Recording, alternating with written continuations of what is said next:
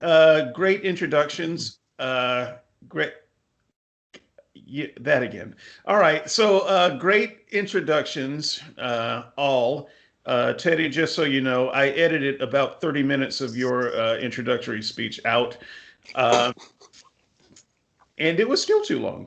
But that's okay. I think the audience will get most of it, right? And we've got a debate coming up, which is going to be interesting. And weirdly, the debate is going to have more people in it than what's on the show right now. Also weird. Timey-wimey magic of podcasting, people. That's all I can say. So, what I want to do now is get into the discussion portion of this, not the debate portion of this, not the joke portion of this, not the introduction portion of this, but the discussion portion of this, the philosophy of this. It's time to get serious.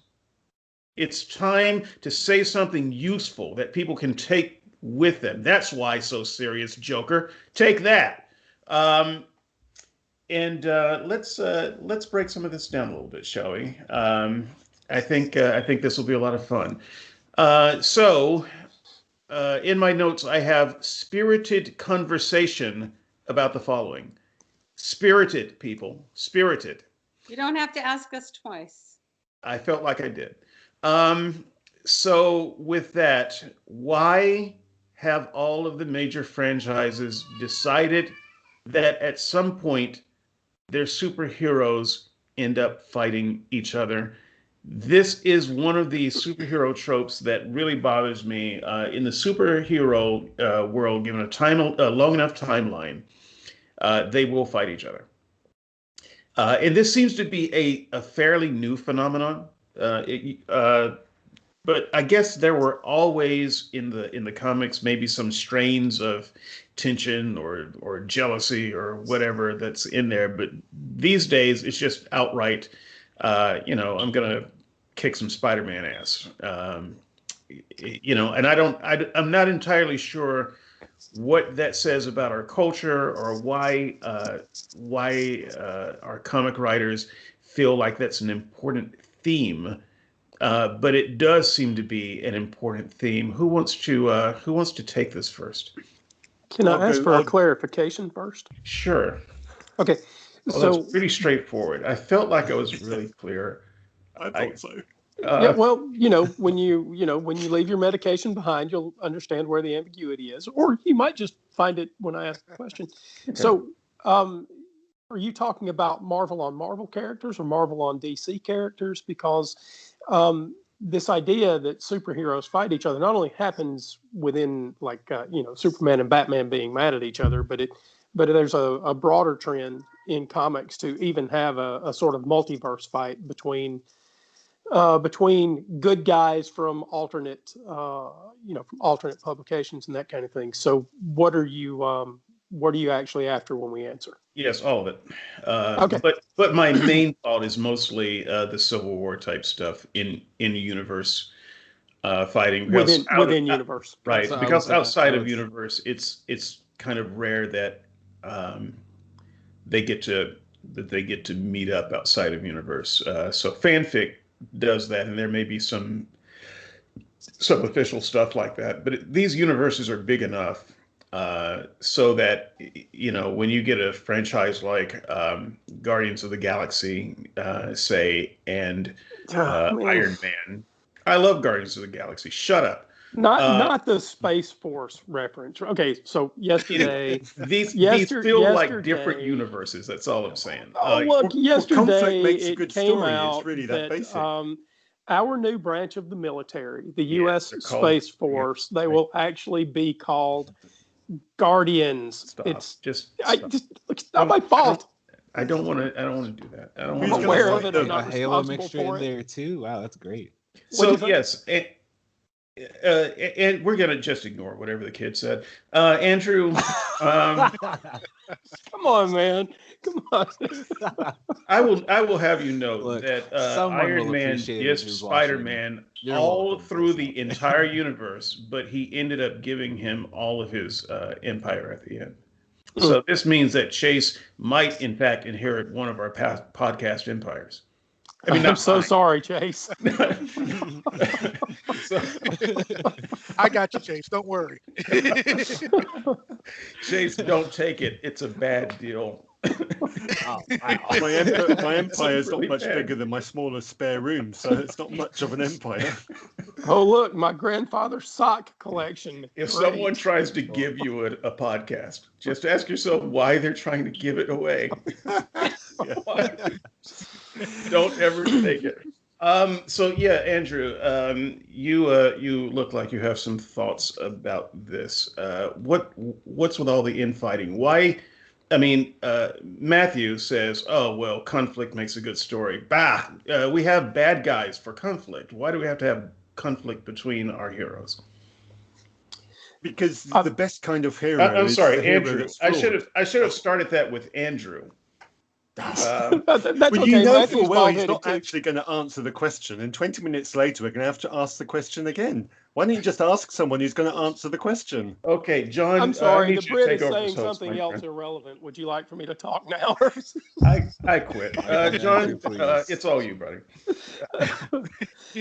So, Well, I think the have to mute reason- one for everybody. John, go ahead. I'll follow. Okay, so in universe, they've been fighting. Heroes have been fighting with each other forever. First off, but Marvel more so than DC. DC's just copying Marvel like they have been for 50 or so years now. But to answer your question, it's largely due to two factors. One, right now the country is pretty much evenly divided on absolutely everything. So it reflects in our media. But the bigger issue, I think, is that the people who are in control of the Marvel, in control of the universes, remember when they were little and they had these conversations. Well, Spider-Man can beat up can beat up Captain America and all that. Now they have the power to put that into action, and that's what we're seeing. Andrew. So I think there's I think John's right. I think there's I think part of the reason that we end up with superhero friend on friend conflict is because it's a natural evolution of the backstories of the superheroes. If they didn't have different backstories, we wouldn't have very interesting superhero dynamics. But to create even an interesting universe where you've got superheroes that are friends, they have to have something different in their backstory. They have to have different personalities, similar but not identical goals. And at some point, just in the natural evolution of the story, I think those goals, they have to conflict. And you either ignore those conflicts or you let those stories play out naturally. And we see this inside companies like Google. How often is it that that Google employees stage a walkout? Well, about every other day, right? Because how can they not? Even if you think all of these people are aligned, they can't be perfectly aligned. And you can't be true to those characters and walk away from the potential conflicts that are necessary in the backgrounds of the superheroes. So, Matt, I'm going to give you a chance to come up with a better answer after we hear from Chase. That was not So I do think it was just a little bit more than, like, I do agree with John. It's definitely wanting to see Spider-Man face off against Iron Man or Batman fight Hulk and things like that. But at the same time, it's also ultimately realizing when we chose these heroes that in the finer points they do have different morals. So how can we not imagine a situation in which two people's morals come in conflict on how they want to save people and how they want to save the world, or on how they want to listen to the people around them. Just like Civil War is the depiction of wanting to control the heroes for the people, or the heroes realizing that people can't control them. Who is ultimately right? I mean, it's really just a matter of opinion. Who can argue it better at that moment? To be quite honest, because as far as it sounds like from Cap's side, why would the people who are weaker not have a say in how the people who are stronger are going about? And then as far as I'm sorry, Iron Man and Cap's point of view, uh, how they don't realize everything that we're capable of and what we can stop, and ultimately we are causing a much less harm than what's supposed to happen, and that's why we act in the way we do. And I just think it's to write that out is just to, well, how can you not want to play that out? Because ultimately everyone wants that question answered. It never really does once they actually play out in the comics. But it's just nice to see that it proves that not all good is good to everybody. Okay, I'm going to come back to that. That's a good answer, Matt. You guys are all looking into this way, way, way too deeply. 40 years ago, the movies and all the storylines, it was Ford versus GM, and people got behind their favorite hunk of metal and they cheered that on, and that's what the battles were. And then 20 years after that, it was the Japanese cars. It was Honda versus Toyota. The first Fast and Furious movie, all the baddies were driving Honda Civics. This is what happens. They bring in whatever the culture thing is now. And now we've got movie special effects, which can do awesome fight scenes. And so, hey, let's have the superheroes. They've got super powers and we've got special effects that can do them. So now you're doing the superhero versus superhero. And as all, people will get behind their preferred superhero and there'll be a big dramatic scene and they'll be on the edge of their seat and go, no, my guy's going to win. No, my guy's not going to win. And it's just about drawing the audience along on a story, and conflict makes an interesting story. It really is that basic. I gave you that much time to come up with a better answer, and you still circle back around to It's the right answer. That's Teddy. Teddy, before I come back in here, let's hear what you have to say. I think probably the number one reason why they do it is because it's disturbing to see two superheroes that you admire and that you grew up loving, to see them fight. It's probably something akin to men going to a bar and seeing two women mud wrestling. I can assure you that's a different thing entirely. Not at all the same thing. I would do that, and we'd be straight back to Banana Man again. Only if they had one. You just have a complete misapprehension of why men like female blood wrestling, but that's okay. Can I have it in Jello instead, please? It's like watching a prize fight, and but I think that when you add the element of how disturbing it is, unfortunately, I have not seen any of those shows. Where like Batman versus Superman, because I that refuse to watch them. Disturbing. That is just. I mean, it's wrong. It's just, but it also speaks to perhaps how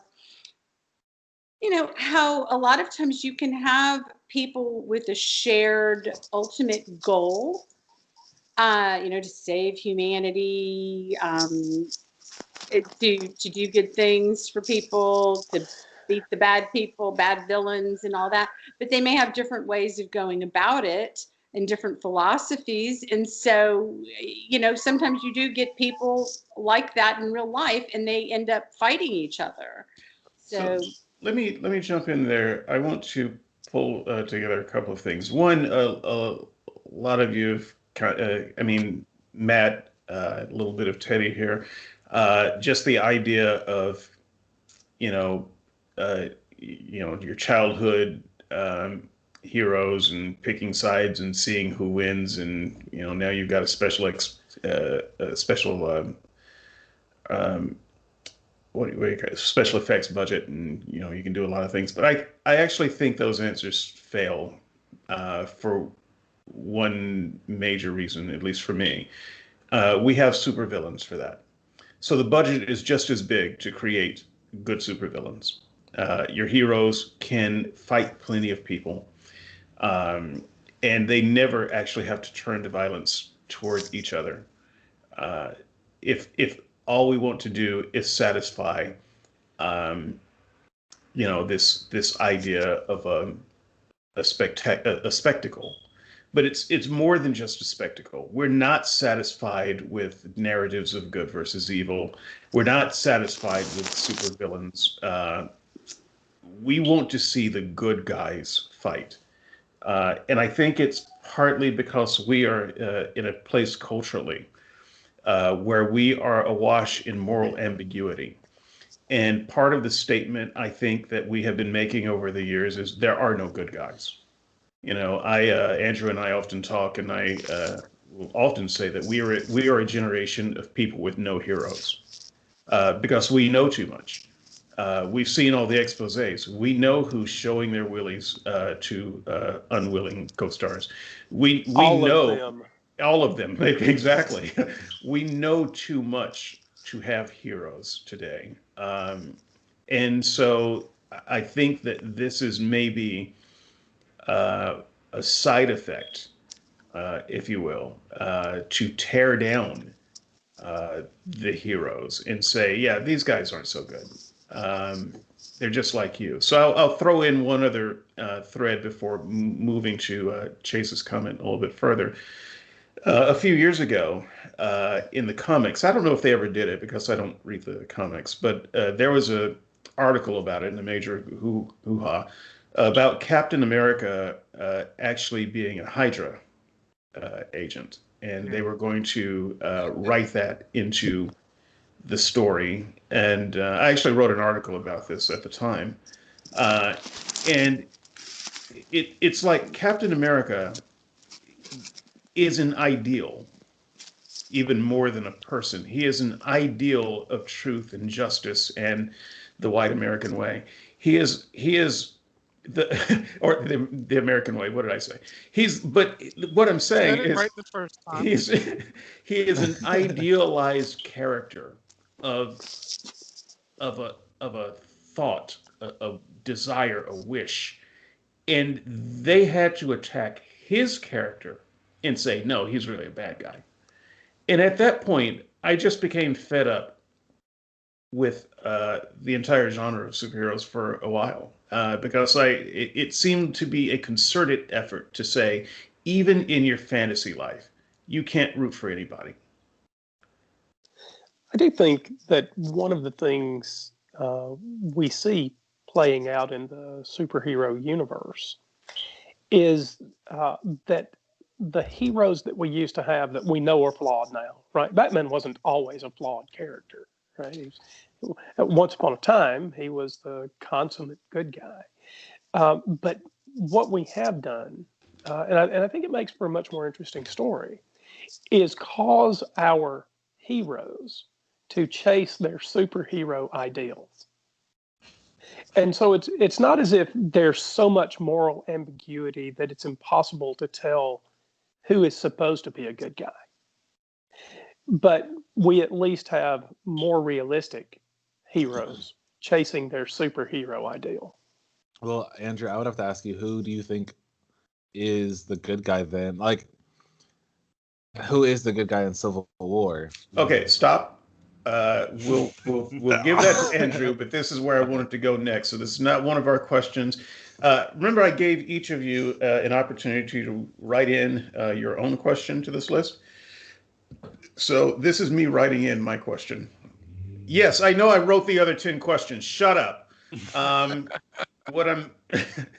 But Chase's comment was brought this to mind. So the idea in also our discussion that we're going to have later that we so haven't had already about vigilantism. It's this argument of do the people with power get to say how they're going to protect the people without power?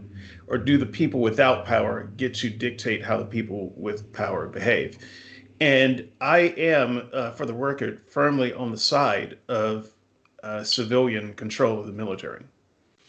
And so, uh, whichever of those sides was in favor of the people having ultimate control, that is the side that I am on. Because if you're doing your super thing to protect the average person, but you don't give the average person agency, what are you really doing? Um, and so I think there's good reason why in real life civilians are in control of the military, and things get out of hand when the military finds a way to take control. Yeah, Andrew, that question that Chase just asked you about which side of the Civil War that you think, that's the question that I want to insert with that bit of introduction. That I think that there is clearly, uh, in that case, a conflict between civilian control versus military control. Okay. So I think first, there's a contrivance here that I'm not willing to acknowledge is the necessary outcome to what I've had to say about heroes living up to superhero ideals. The fact that we can find an example of writing that makes the universe morally ambiguous doesn't mean that all writings in all universes are morally ambiguous. So if you say, who's right in Civil War, well, that might be really hard to determine because that's the way we wrote it. But that doesn't mean that we don't, as a group, have some sense of right and wrong, and that we don't see those senses of right and wrong in superhero universes. Now, do we fail? Surely we do. But one of the things that I think this panel agrees with, and I think we see in our superhero lore, is that our best superheroes are working for the maximum best outcome for everyone in that universe. And the villains are very often, though not always, working toward an individual goal without respect to how it impacts the other inhabitants of the universe. What does this mean for Civil War? Well, now that's a good question, because what does it mean for Civil War in the real world? If we look at the U.S. Civil War, who was right? Well, we pretty well have an answer to that, don't we? And so the fact that we can find some ambiguity in comics doesn't mean that it's all ambiguity, or that we should think of it as all entirely ambiguous. Well, I agree with you. We do have a unambiguous answer to the real Civil War. All we have to do is go to Georgia and look at Stone Mountain, and we can see those war heroes right there. So clearly, hey, I live in that place, dude. So Andrew, I would say that like the difference between the two is the fact that like the level of like the clear conversation of the two sides' autonomy that we're talking about in each war is essentially like what's different. Like in our real Civil War, that is absolute, like you're talking about absolute control over another people. But in Captain America, we're talking, or the comic book Civil War, we're talking about a almost a lighter form of control of one's autonomy in very I guess specific situations. So sure, like essentially like one of the examples I was going to pull from the movie because that's the only lines I can think of offhand right now. How they're saying like if how Captain America's problem was if a war breaks out, essentially the government's saying whose side they pick or when and when not to go for humanitarian efforts, etc. And that became a problem even in the Justice League's story for Young Justice. Essentially, good is no longer able to happen because people are just saying no, and that also at some point becomes a problem for those who are asking for that help. So that's why it becomes subjective for those who don't want the help, because they see what their help as a overall negative by the end of it, and then those who say I'd rather that outcome than the clear outcome that's to come with a villain or a catastrophe or whatever it may be.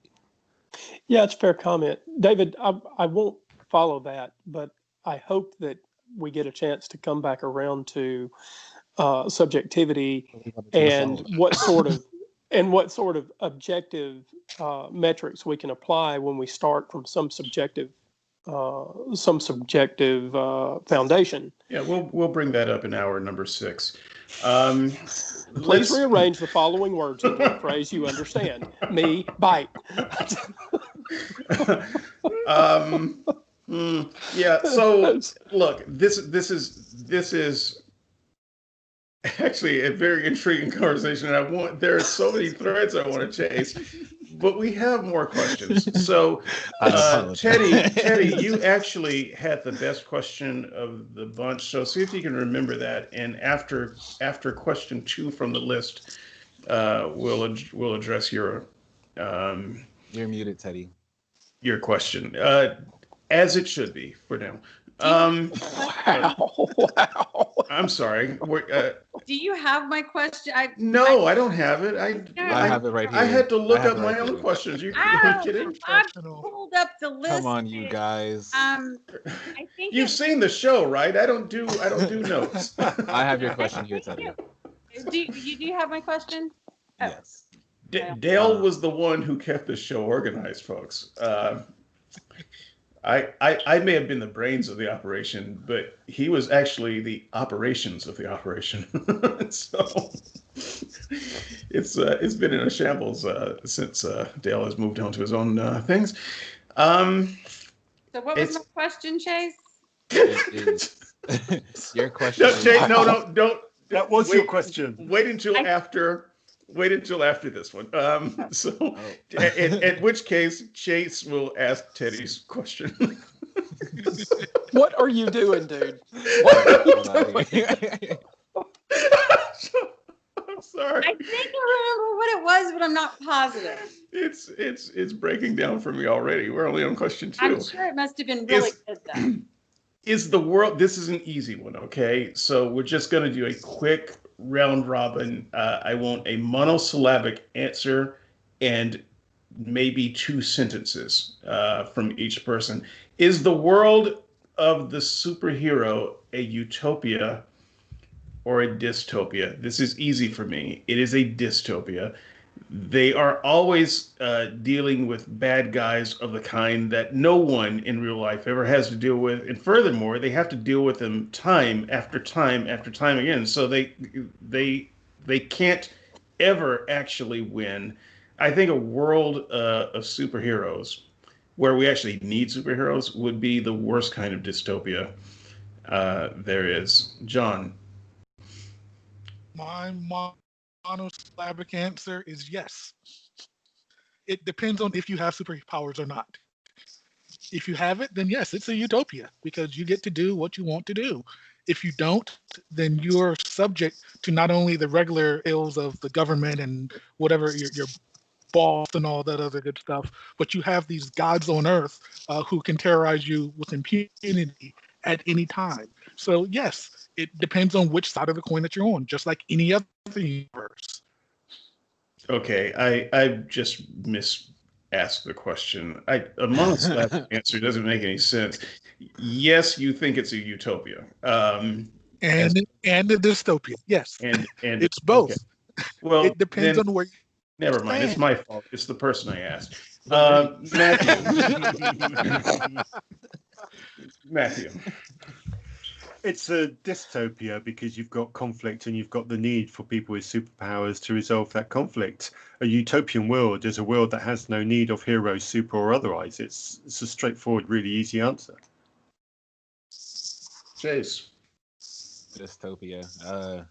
I mean, yeah, essentially, if there's a need for superheroes, there's obviously supervillains, and if Superman shows up, I should be terrified because I need to get out of there. That's pretty much it. And if Superman shows up and there are no supervillains, you should be even more terrified. Because you have nobody to keep him busy. Eventually, he's going to turn his attention to you. Teddy. Look, if everything were good in the world, then Clark Kent would just be at the Daily Planet writing his newspaper articles. What's wrong with being a writer?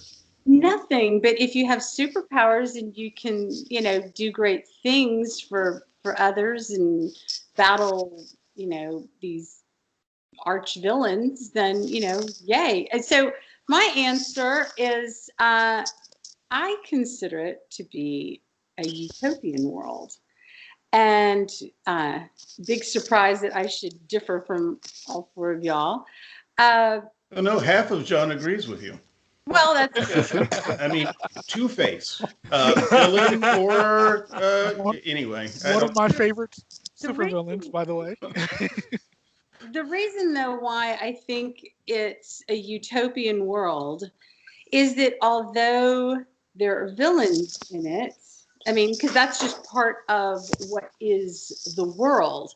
But what makes it a utopian world is that you have this kind of God-like figure that is battling evil. And so here on Earth. And so instead of it being just like, heroes on Earth, they've got, the superpowers. And so to me, that's very utopian. I have a question. We have for that you. that kind of a protector. So Teddy, a quick question. No, disallowed. Two-Face, Andrew, come on. Andrew. Okay. All right. And So my answer is that it is neither. This is really sort of a Zeno's paradox kind of situation. If you were taking who's it, Zeno? Is he the one that you walk halfway to yes, wall and then yeah, it was an before arrow. you Yeah, play the next? arrow. Okay. Yeah, the That was arrow the has to Warrior pass through an Princess, wasn't infinite it? number of points in order to get to a destination. So you should never get hit with the arrow. Yeah, Zeno's paradox. So it is neither utopian nor dystopian, though you could pull out a snapshot at any moment and make some proclamation about these superhero universes. The reason that we watch or read or listen is because they are not utopian nor dystopian. The universes are in a state of flux, and that's what we like about them, because that's the way our lives are. We proceed from moments of great triumph to moments of great despair, and we can't have either if those universes are perfectly one or the other. But don't you know the good guys always win in the end? So, can we ask questions? Well, there's hope for us atheists. All right, then. all right. There, I got two. we can have a one for small Andrew. look. I know I called this the discussion section, but I don't have time to discuss all this crap. Are you kidding? All right, so we can have a brief discussion period here. All right. Teddy, do you think that there's only one definition of evil? Ooh, nice. Only one. No, I mean, I would say there are probably different ways to define it. I mean, ultimately, it is that which is opposite to what is good. But I mean, there are different ways. So, do you think there's only one definition of good? Yes. It's the opposite of evil. No. What is So good? do you think good is what is what? What is good is that which God says is good. Okay, so that's I'll leave that We for a need different to Practical podcast. morality. Episode. Faith. I mean, I guess you had.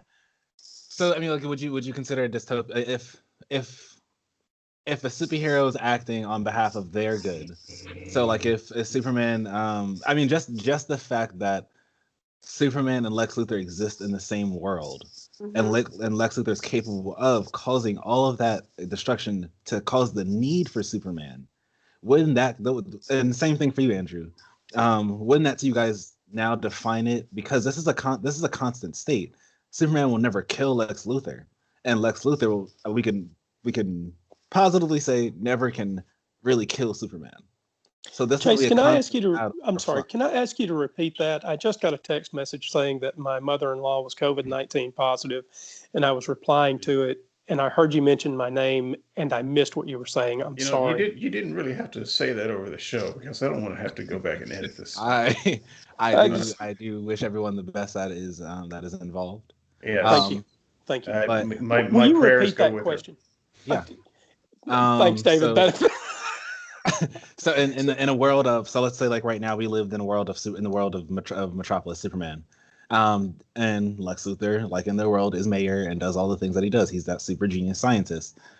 Just the fact that Lex Luthor is constantly doing these things, that creates a need for Superman.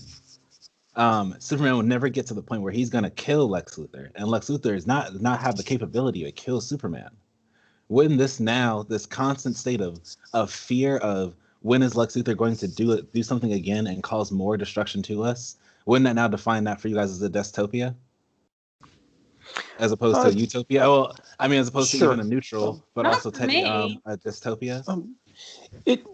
So only if and only if Superman and Lex Luthor are the only two beings in the universe, or they are the only two beings such that it is impossible to pursue goals and dreams, hopes and desires independently of the outcome of Lex Luthor and Superman. So I know that when we have these sorts of comic book universes, we really focus on those characters, and we should, right? But in any sort of broader sense of the universe, we can think about something like the United States and Russia, who aren't superheroes, but that's sort of where we get our archetypes, right? And it is possible, even in our own universe, to pursue our own hopes and desires somewhat independently of the outcome of the conflict between the U.S. and Russia. So while I agree with the narrow idea that you present, I think that when I think about these universes, at least, it's with a broader perspective of some of the unspoken inhabitants. So maybe you think it might. Well, I would seem even to be argue, sophistry. even in that sense, just the fact that Superman exists, even in Russia, like you would never, like it's not like you're never gonna not hear of Superman. And there, I would be afraid, even as a criminal or a good guy alike. I mean, I guess there would be more of a dystopia for the fact that now I'm longing for a hero of that nature in my own community, because I am now forced to suffer the villains of my world. And Superman is, because we also can see like superheroes are limited in their scope of vision. So let me just jump in right there, because that was the thought that I wanted to insert into this particular part of the conversation. Superheroes are disturbingly regional. They are disturbingly regional. And I know that, Marvel and DC, they've attempted to kind of globalize and universalize the superheroes, but in their natural state, they're actually very regional creatures. There's like angels almost. You've got the angel of Gotham, and the angel of You need to believe Queens, in real deal in and God, David, because the- he's everywhere. the angel of Hell's Kitchen. I mean, and National City, and they're very regional. And part of the narrative, no, I this disagree. takes me. I This, disagree. you Goku cannot saves disagree the in that universe, okay? headdress. No, let me Goku saves the just universe. There's no region. let me complete this thought. I'll throw it to you here, but I wanted to make sure this was a part of the musing. Truth, justice, and the American way. If I were a Russian and there was a real superhero who stood for truth, justice, and the American way, I would be scared to death. And what about people from Muslim countries? What if, for instance, there was a superhero in Baghdad, who stood for Shahara and Shahara. What is the Sharia law. Shahira? Yeah, Sharia. Sharia. Justice in the Muslim way. We wouldn't think of that as a superhero at all. We would think of it as a villain. We would need a Captain America then. Hold on. one of the reasons why is because the Muslim superhero would not be tolerant of other people's religions. The American way involves tolerance. Let people live as they want to live, to enjoy their individual rights, so long as their rights don't impinge upon someone I am a else's. jealous I God. think Thou the shalt have no very other gods idea before of me. American I've been superheroes American. assumes that End of everyone rebuttal, else is a I bad guess. guy. Like, Because I've we're the good been an guys and we're American defending most the of my life. American way. I am a jealous the God. Thou shalt have no American other way gods is before a me. tolerant way. Hey, Matthew, I just shot you an email. Will you please read out the definition of dystopia? Right, one moment. Which email address did you send that to? Matthew. No, Jackson. no, no, don't say it aloud. People, don't give me more work. I gave him enough to know which one I sent it to. He's got it. It depends whether it's Microsoft or Google. An imagined state or society in which there is great suffering or injustice, typically one that is totalitarian or post-apocalyptic. So that's a dystopia. And I So asked we're Matthew living to read it because dystopia he's right now. So I asked Matthew to read it because he's a Brit and it sounds good when he reads it. I was never going to do it justice. So read that one more time. So I'm not asking everyone to sign on to this definition, but to give us some platform. A state or society in which there is great suffering or injustice, typically one that is totalitarian or post-apocalyptic. Yeah, Thank you, sir. I actually don't agree with that definition. I do understand it, and that is a correct and proper definition of utopia. So I'm not disputing that, but I expand the definition of dystopia, to mean any society that that would be unpleasant or opposed to a good society. And so one way that you could have a broader definition that differed from the one you read is if everybody was mind controlled. And so everybody was in lockstep. Everybody was happy. Everybody, said, "Hail leader" every morning. And So everyone with a Facebook account. Well, we're getting there. We're getting there. Sorry. But so I would actually consider that a dystopia, even though everybody is walking around with a smile on their face. So when you're plugged into the Matrix, is that world dystopia? I think that's utopia? a utopia. That's definitely The a utopia. Matrix inside is the utopia, but once you leave, you are now in the dystopia. Yeah, the real Yeah, we're world is still in dystopia. Yeah, that's probably how I would answer that too. Yeah. But So I mean, I would also just so argue. you know how I I'm agree with using David the as word. well that this while it says typically totalitarian, it does not have to be. It's just essentially a world in which suffering or injustice are also occurring. It just says typically. So this is the non-typical scenario in which superheroes exist, and they're causing their existence. The fact that we have superheroes means we have super villains, which means there is evil against myself, at which if there was a super racist, there's nothing I could do. He would be Superman and racist and just laser me down.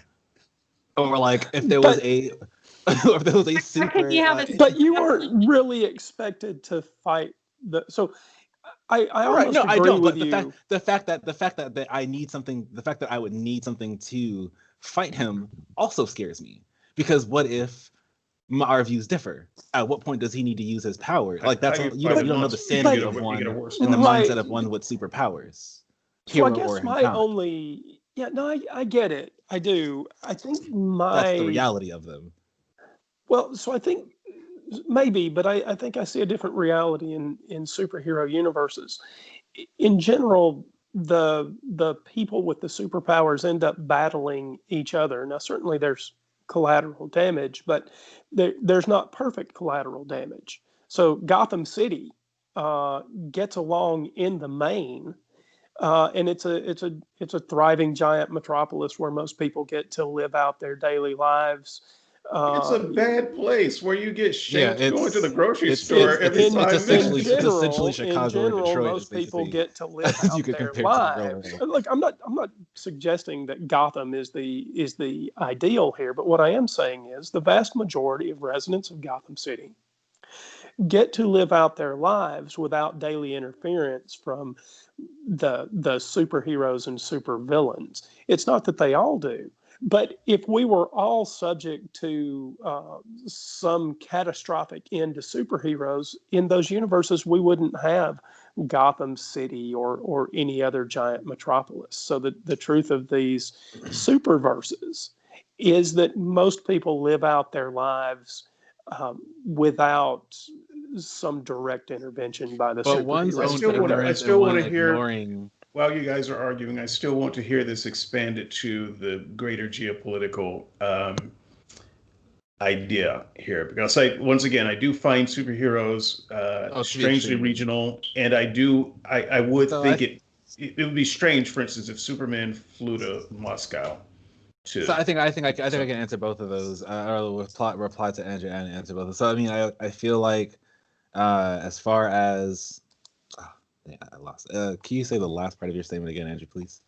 Sure. Great. What you're presuming that I can remember the last thing I said. Just to spark my thought. Sure. I can't So most people, I think the last thing I said was that most people get to live out their lives in these, in the Gotham cities and metropolises without direct intervention from Right. those So super beings. I think one's own ignorance to their constant threat of danger, or just them constantly ignoring it, speaks nothing to the reality of the fact that they're in constant danger and the reality in which superheroes and supervillains exist. So, like, we walk around. I live in the United States. I could die right now. Like, something could just barrel into my apartment and just kill me. Sure. But I'm ignoring that fear right now. But you are right now, and you're not in a superhero universe, as are we all. Right. So I mean, I would argue even our own reality at most points. I mean, to be quite honest, with our consciousness is a dystopia, because I think that's base rate. Constantly conscious of our own death. Sure, but I think that's a base rate fallacy, right? Because the fact that there is some danger, and I acknowledge that there is some danger, doesn't mean that it's majority danger. And so I would argue that it is majority danger. how many? No. I think it's base rate ignorance. It's base rate ignorance. I don't think I can. Let me take this one up, Chase. Yeah. So it's sounding like, because the majority of people aren't affected, it's neither for you, correct, Andrew? Because the average citizen in Gotham. So that's correct. When I think of that, I think of peasants or farmers, rural farmers in any country pre-United States. They don't care who's the king or queen. They don't care if it's a monarchy or whatever. Whoever's in charge, the people at the bottom are still going to be at the bottom. They are going to get along regardless. That doesn't mean it's not a monarchy. It doesn't mean it's not a democracy at all. It's just that they're on the bottom. They're going to stay on the bottom. They don't care about what's happening up there, because either way, they're still. That's the same way that I feel like in Gotham or in Metropolis for the normal people. For David, your geopolitical issues, Marvel does that in a slightly different, actually a very different way than DC, where each region does have their own superheroes. You do have a Captain Britain, say, or Banana Man, I think you called him the other day. Britain has its own superheroes and super villains. Russia has its own. Japan has its own. Sometimes they come together as enemies. Sometimes they come together as friends, just like nations do here. That's one of the reasons why I like Marvel so much. It does mirror our current universe so much better than DC, where in DC it's good and evil. It's the American way and everything else. Right. And to your earlier point, I've been an American all my life. I'm still scared of anyone who touts the American way. I mean, because the American way does not include me and you and Chase and Teddy for the most part either. It does. Well, not in a good way. So let me He's let not- me let me definitely just not in let a me good close way. off this section here because someone has to, and so I'm going to do it in this way. Um, I'm going to go a little bit more radical than even the radicals on this board. I'm going to say that we live in a utopia now. And Oh, the superhero world is a utopia. And the reason I say we live in a utopia now has nothing to do with whether most people are doing okay. Let's just assume that 90% of the people are doing okay. I think any society where you have a recognizable class of people that are living in a subhuman condition, it is a utopia. I'm sorry, it is a dystopia. oh, I mean, Wait a minute, are it you said changing utopia your when I mean answer? Okay. this. It is a dystopia. Whenever you Okay, have that, I was so lost. it's okay. People who are listening to this, So are you just changing it from, because at I'm first not changing it. I just misspoke. I know, just for It is so. clarification, Let me just. It. We're initially going to you call We you said live in Hillary a from now on. dystopia. utopia, but you meant We live in a Ooh. dystopia right now. Gotcha. And okay. I anytime you agree. That have I can agree. a class of people that are living in a subhuman standard, and I do have a kind of a longer speech that I can make about what I think are basic human, the bare minimum humanity. And I think that when people are living below the bare minimum humanity, and you have a distinct class of people as such, then it is a dystopia. And one of the ways to envision this is, let's just say that 90% of the people are very happy and wealthy and prosperous, and they live a long time, and they do that at the expense of torturing 10% of the population. And they never see it, but they have agencies that do it, and they torture the life force of the 10%, and they live happily. Well, most people are doing fine, but you still have a dystopia. And so I don't think that you actually have to have this agency actively torturing this because you've 10% got for it to be a dystopia. And so this is why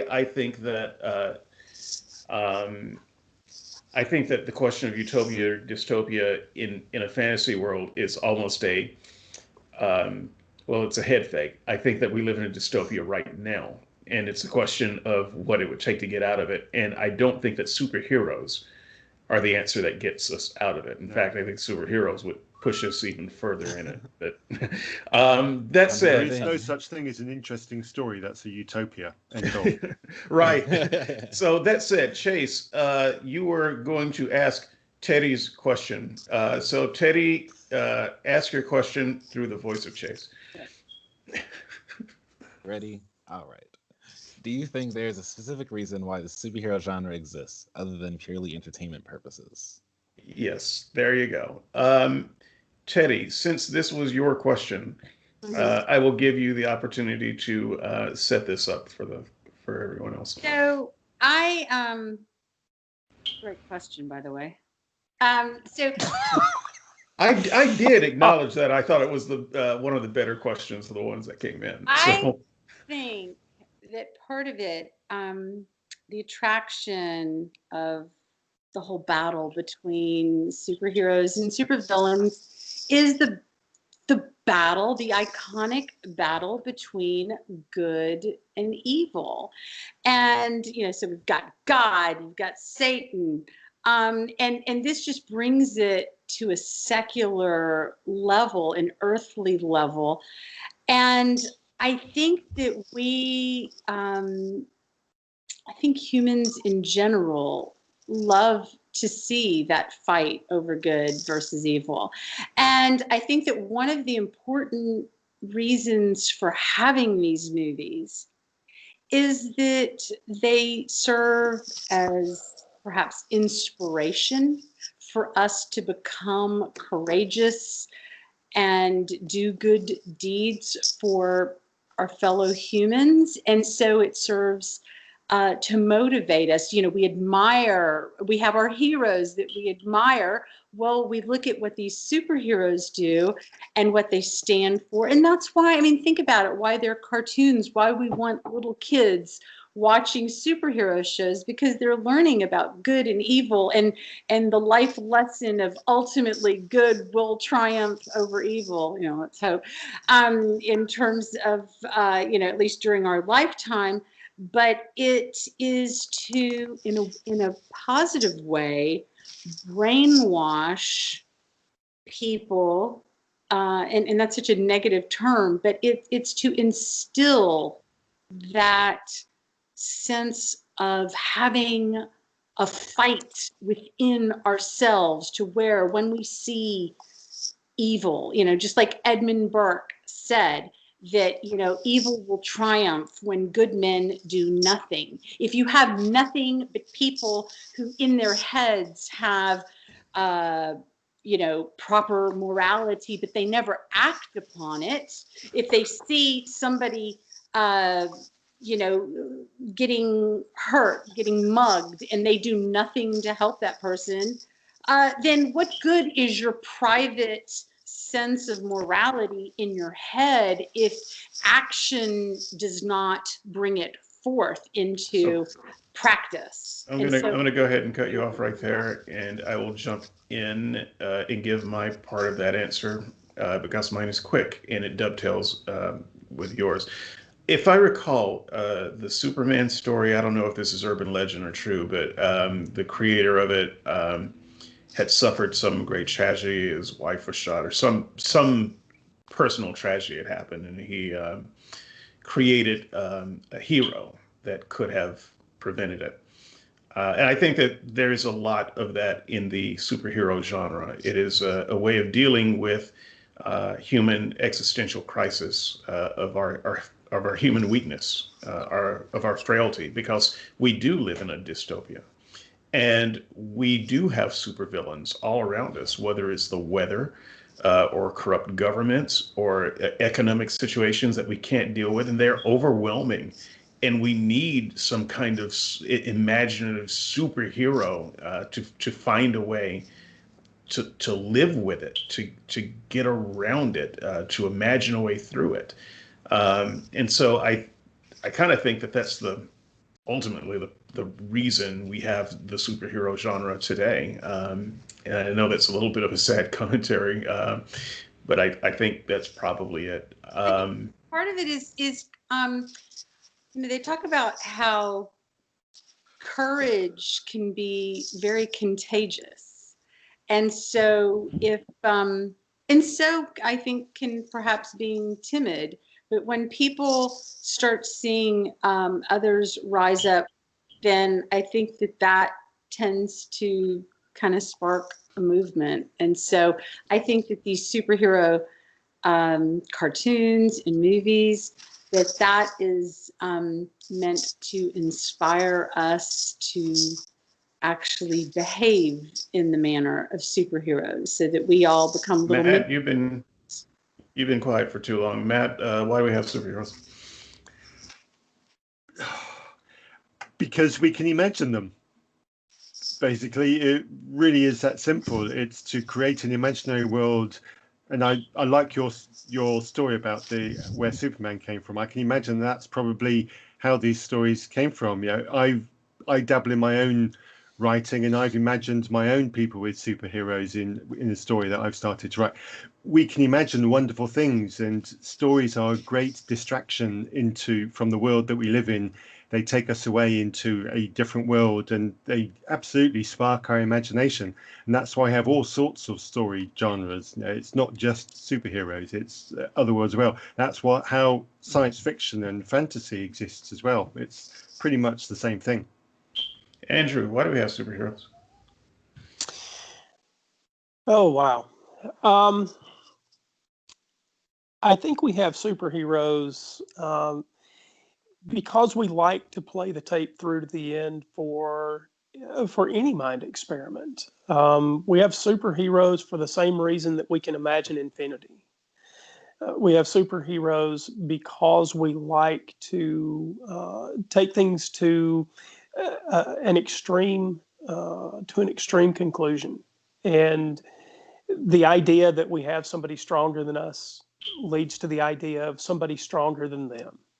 Or if we have someone good but flawed, we like to imagine the person who is not flawed.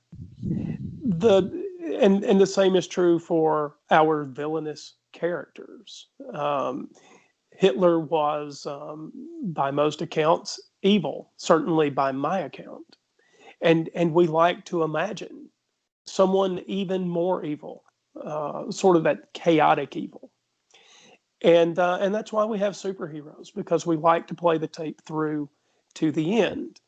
In that same way, I think there's a trap for all of us to think that we live in a dystopia. But the universe that we live in isn't a perfect dystopia, which is what I think of when we talk about a dystopia or a utopia in a superhero universe. We're thinking about a sort of Platonic ideal, a thing that is as bad as it can be, or a thing that is as good as it can possibly be.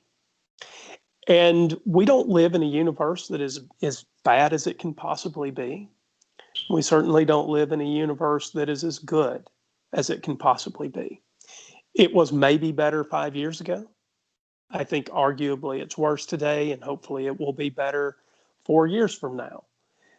We'll see. But we don't live in either of those ideal states. And because we don't, we try to project either this better future that we hope for, or we think about the universe being in a handcart bound for hell. So, John, Chase, I'm going to let you two bring up this discussion. I'm going to introduce your special assignment at this time, which is to talk about superheroism from a non-white perspective. Who are the non-white superheroes? Are there in fact a fair and equal representation in superhero world? If not, why not? Because if the reason for the superheroes existing is as we have speculated, it seems like there should be more representation. So there must be something else going on. So I'm going to let you answer the question that Teddy asked, but I'm also going to let you add a component of representation here as well. John, I'm going to let you go last because I suspect you did more research than Chase. So Chase, I will give you the first bite of this apple. All right. Yeah. So the hero I chose for at least my main example is right behind me, Spawn, which is actually I was reading a take on him that I really agreed with. It was saying that he, as far as non-colored but black heroes, as black heroes go, really embodies like the epitome of just walking as a black man in America. Just the fact that we have all these entities that we call good, but these are the things that killed this man and made him in his own light have to become the hero to take them down for their evils. So it basically, this is a man who was a secret agent himself. He was doing their work. He was actually at one point the best secret agent, and they all betrayed him. It was his leaders, the CIA, the devil, and I believe at some point he comes to find out that heaven has a hand in all the conspirating of his death. And so he finds out that these entities are evil, and he takes it upon himself to make sure they can't keep doing this to people. From his perspective, and from our perspective, he is the hero. But overall, just from what I've seen in history, there's never been enough representation of non-white heroes, or at least they make it so unclear to see that you would have to bring in a conversation of off-colored weird looking characters, and just in how they represent themselves through their actions. So there's never been a proper representation, but even in the ones we get, at least they're good, but it's just not enough. And I mean, that's really all I got a chance to get into. Don't black people also have existential crises? Aren't they also a part of this world of people who are imagined in superhero Don't they also world? have uncles who get shot? Don't they also? Yeah, don't they also? So, by the way, Miles Morales is my first I love Miles Morales. pick as a non-white hero. Now, I almost disqualify myself for that because he's so new. He's so new. It's as if he was made to answer this question in a society that is just now starting to think of it. And so for that, I almost disqualify him, but I love his character so much. I do applaud the original one of the original writers of Spider-Man for even posing the like you said the idea, because it wasn't just Miles Morales who said it. They didn't record Mass. I do remember at some point Peter Parker even said it. Yeah, he also that picked, anyone picked, could picked a peck of right. peppers. And I think it's like, and that's something even Batman himself as a character, as a hero, expressed that anyone can wear the mask. And I felt like that concept, while it was said by these people, it was for years clearly missed. Yeah. Yeah, it's like the part of the Constitution And where all men are equal, but not all men were considered men. Before I let you go, John, I do have one gripe though in this with bringing Miles Morales in that new answer to that question.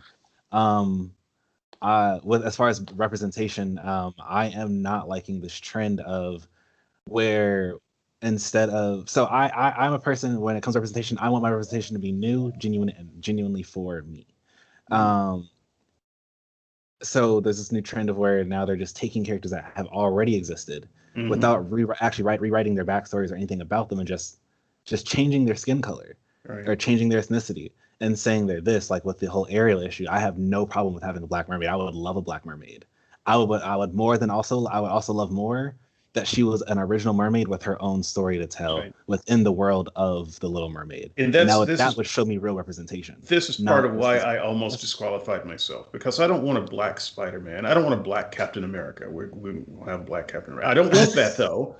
I want heroes that were envisioned as their own people. And so I don't need you to make a superhero and make it great and then pass the torch to me. Thank you. I can be great on my own. Exactly. That's precisely it. That said, I'm not going to disqualify myself for Miles Morales because I do like his character very much. I would say that is, if you read his character, like if you read him as a character, I am then satisfied, because they did really rewrite the backstory of the Spider-Man, as opposed to just how in most cases they're really lazy to just recolor him. And then just like with the new Wally West, that is still regular Wally West. They just made him Black and a family. That was it. So the one other superhero before I pass this on to John, who has truly inspiring things to say. I say last week, a couple of days ago. It may have even been last night. I have memory problems. My wife and I. Those aren't the only problems you have, dude. Really? I'm sorry. I'll have you remind me of what they are, because I don't know. Very well played. Very well played. So we've got Disney Plus, and we watched Mulan, the live action movie Mulan. Now, I'm a big fan of the original animated Mulan, and as good as the live action Mulan is, just like all of the live action remakes, whether it's Aladdin or I applaud you for the comment. It's the originals are better. That said, the character that played Mulan, I don't know her name. I didn't bother to look it up. I think she is an authentic Chinese person. I hope so, because I'm going to look really stupid if it's just an American that they made to look like a Chinese person. She is one of my new favorite superheroes. She was so good. You hate continuity, don't you? What's that? You hate continuity, don't you? No. I'm just. If you love their live action movies, you hate continuity. I don't like live. I like live action movies. I'm just saying the original movies are better. They have a certain magic about them that the remakes nostalgia. Can't do. Magic. It's not nostalgia. I'm telling you. I don't care how much money you throw at special effects. There is a feeling that you get watching the original that you don't quite get watching the remake. And you Stop. watch these movies Exactly. for the feeling. Well, I would say I was feeling a sense of confusion for a lot of the newer one, a sense of why is this there and why is that Yeah. happening and why is this not explained? Yeah, I don't. It just it leaves me a little cold. But the person that actor, move over Bruce Lee. I could watch her all day. So I would say John, talk to us about representation and roll that into a justification for why superheroes exist at all. So I think superheroes have always existed. Um, it's just by a different name. Before we just called them regular heroes, Hercules, Samson, Jonah, Jesus, those all those characters from stories before where people had powers that normal people didn't have. Um, it's just that people like to use their imagination. We have an imagination. So, say I'm strong, but the guy next to me is stronger. Well, there's this one guy who's the strongest in the world, and he can lift mountains. It's they've always existed. It's just that we call them superheroes now because we it's just not acceptable post Christianity taking over the world for the most part to call them anything else. You can't call them gods or demigods like you used to. So they're superheroes, which is why I think a lot of the demigods in Marvel and DC are actually superheroes. Ares, Hercules, Thor, they made them into superheroes because that's the acceptable way to have them now. As for representation, it's come along. It's been slow going. There had to be that era where the only way you knew that the hero was not white was because they had black in their name. Um, Black Goliath, Black Panther, um, one of the Black Cats and Black Widows, but still. Black Lightning. Is there a Right. Black Lightning? Yes. There is a Black Yeah. Lightning.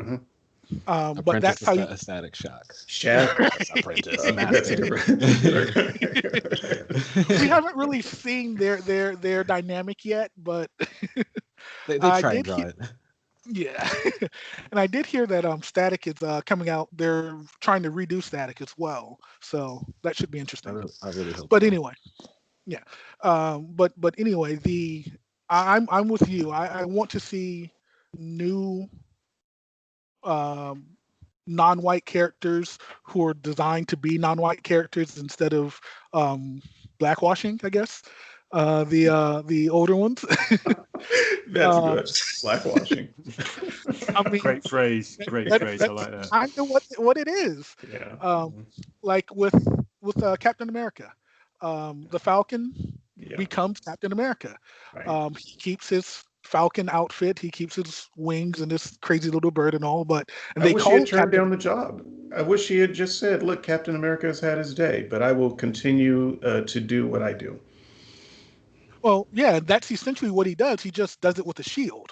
He's still the Falcon. He's not going around doing what. But Captain I guess that's still upsetting because I mean I guess we all know, but it's upsetting the fact that I guess it's the fact that people will never accept the black man as a hero without that shield because that shield represents something else Right. other than that man beholding it.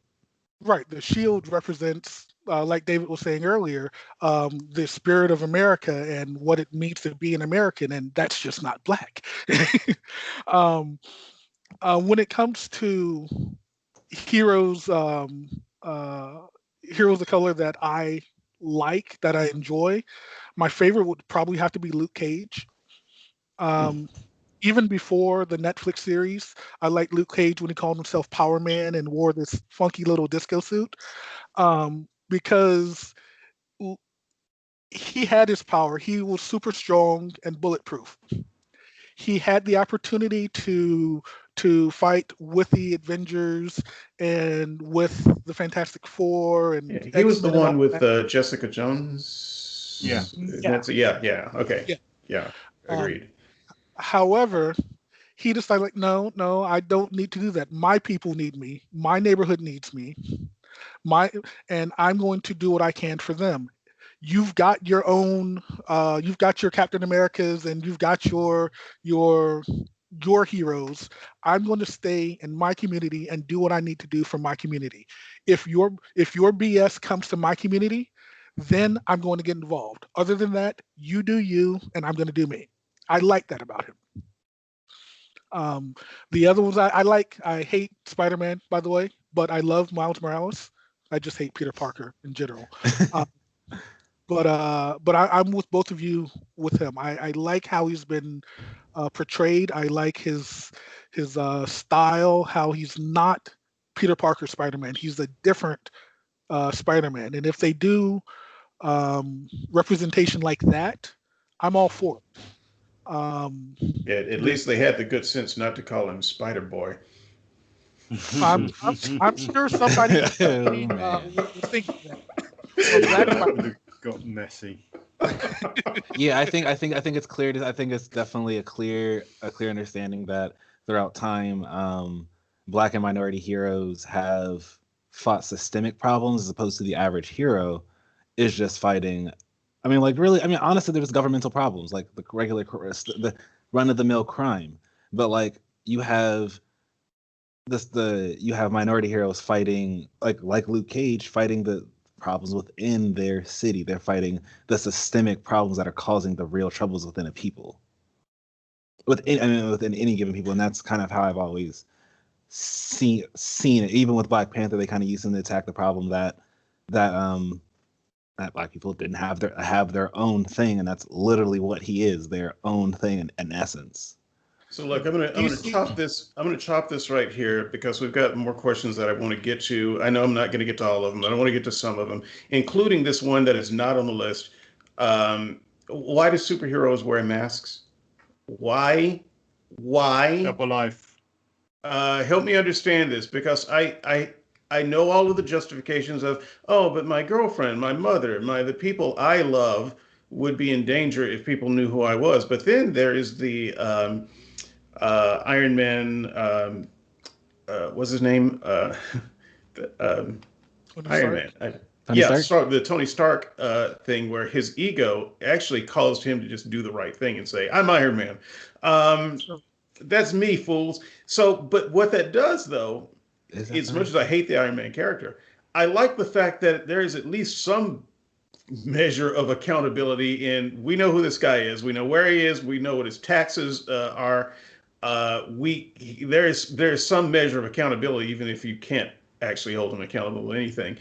Um, and yet, all other superheroes, it seems, feels like they've got to skulk around in this mask, and I can't let anyone know who I am and what I'm doing. And I've got to lie to my friends, and I've got to lie to society. I can't let.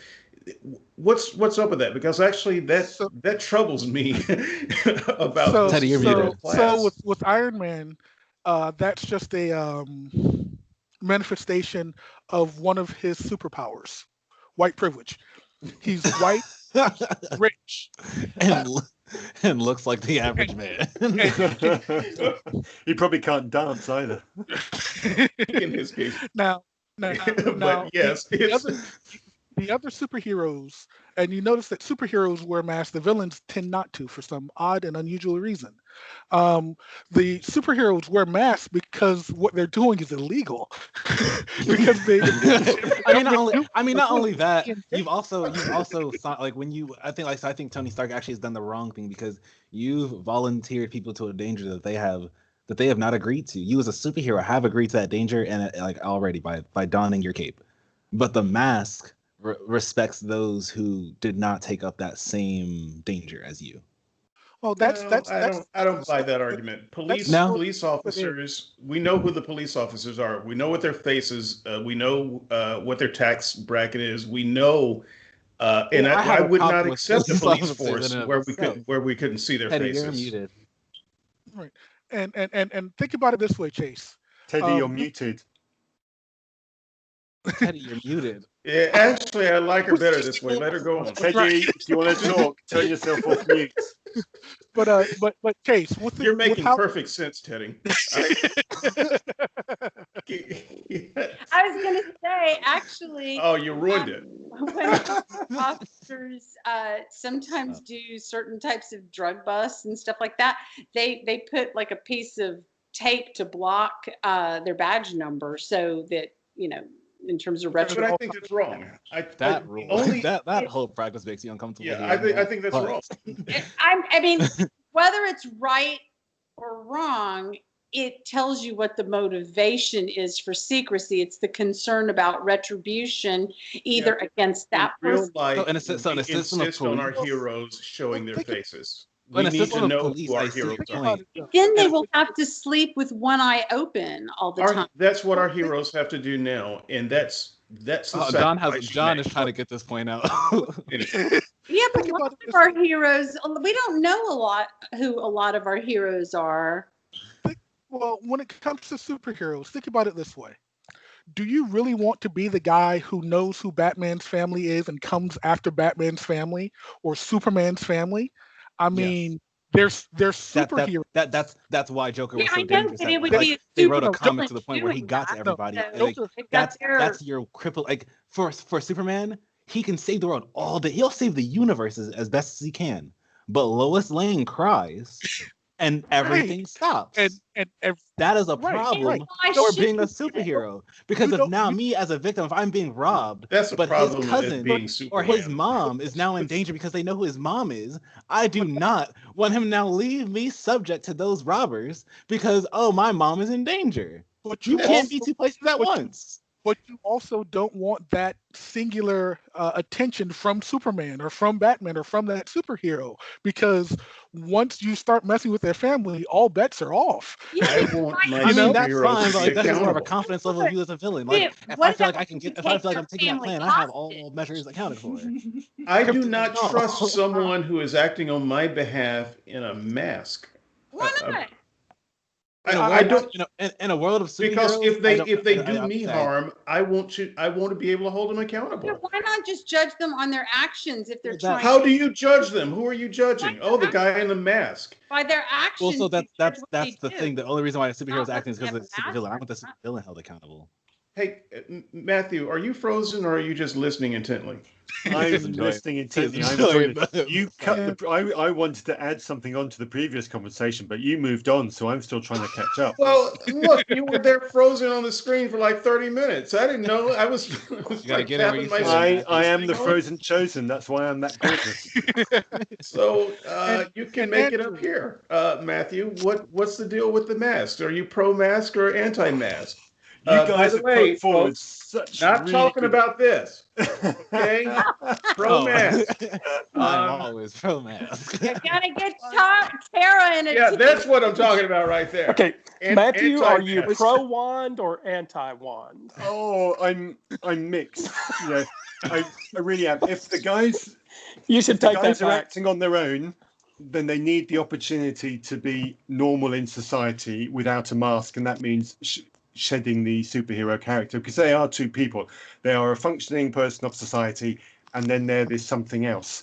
And in order to differentiate between those two characters, between those two personalities, they need the mask to do that. It's probably as much for them in terms of, now I'm a person, now I'm a hero. They probably need it for them as much as anything for the public, as well as all the protection. When they become sanctioned by the government, when they become voted for to do these things and become an integral part of law enforcement, then the mask can come off. Look, I mean- in their okay, hold on. Yeah, In I mean, their- I pretty much in kind of their agree with Matthew. Like, citizen-like deputizing you have state, different when rules. Clark Kent, when Superman is Clark Kent, he is no more vulnerable to getting shot than when he's Superman. And But people so don't the know that. idea that That's you true, should so be that's- I guess able that's to unfair to his role. hide, the idea that you should be able to hide when you are acting on behalf of the government should be a thing that scares the shit out of all of us. So I Agreed. want some back and forth between. But that's Hang, why hang on, I was Teddy. going to On him. Hang on, Teddy. I want some back and forth between Andrew and Matt, since we've had some back and forth between the rest of us, and I just want to throw this in. Wands there. away. And Wands I'm away. gonna put Andrew and Matt in a cage for a couple of minutes. Brute always to wins. Fight this out. But I, as a human being, as an atheist, as a black atheist in America who grew up in Southern America, I'm going to tell you, there were times when I wish I could have done everything that I have done in my lifetime anonymously, because it's scary. Some of it endangered myself, some of it endangered my family. But in order to do the things that I thought were necessary, I had to do them and take on that risk. I didn't get the option of wearing a mask. And I don't buy the superheroes nonsense of I can't do my job right if I've got to worry about my family. Well, all of us have to worry about our family. And so not everybody's a I don't buy target it. for supervillain. You're not in this conversation, Teddy. I'm not either as of this point. Andrew, Matt, best BFFs, go at it. Okay, first of all, I really do appreciate Matthew. He's probably wrong on this. I mean, his favorite superhero is Banana Man. What are you going to do? You grow up under that kind of pressure, you're going to have a warped sense of what's right for superhero. Okay, I'm kidding. What's Look, his mask, by the way? I mean, like a peel? right. No. Look, I don't know if Matthew and I are going to disagree much.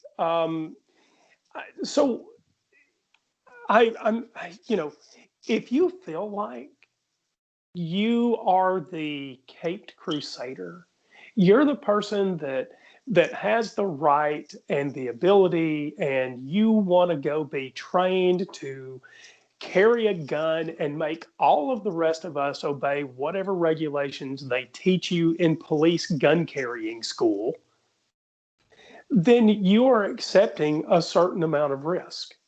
And I'm sorry that risk carries on to your friends and family. I don't want a world where we hurt each other. On the other hand, when you are allowed to put on a mask or to wear fake uniforms or to place cloth badges on your clothing that don't properly identify either the agency you work for or the person that you are, we have ceased to have law enforcement and started to have tyranny. And I will be damned if I will ever vote for a system like that.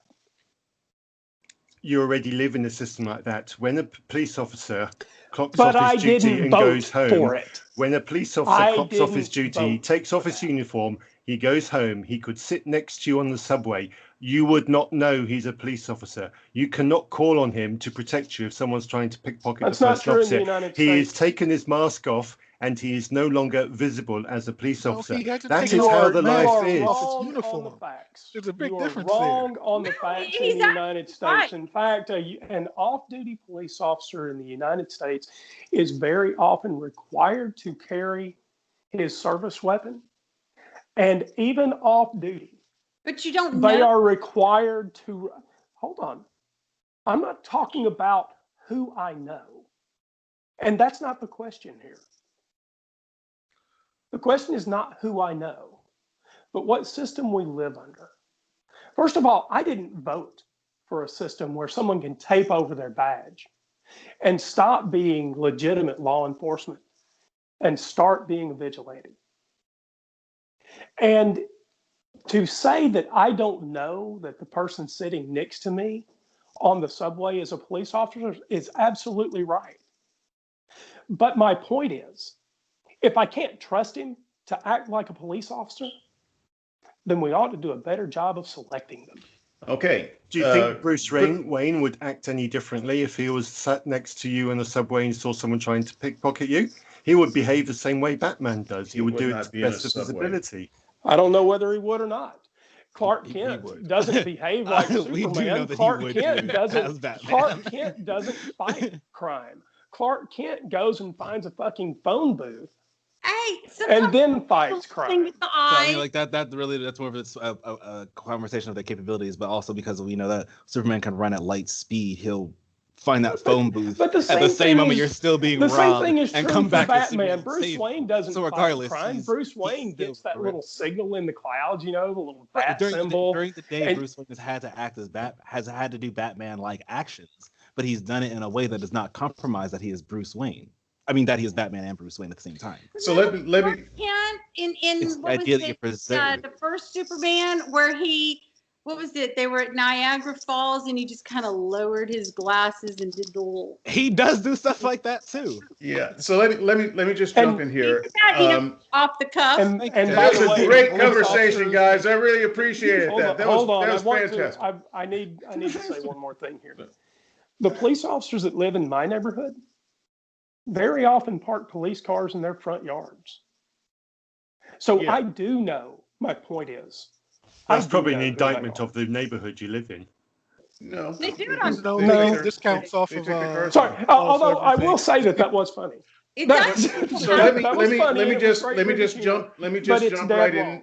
in. That's a fantastic conversation. I would say I would just add my 2 cents that police officers, even when on duty, are not wearing masks.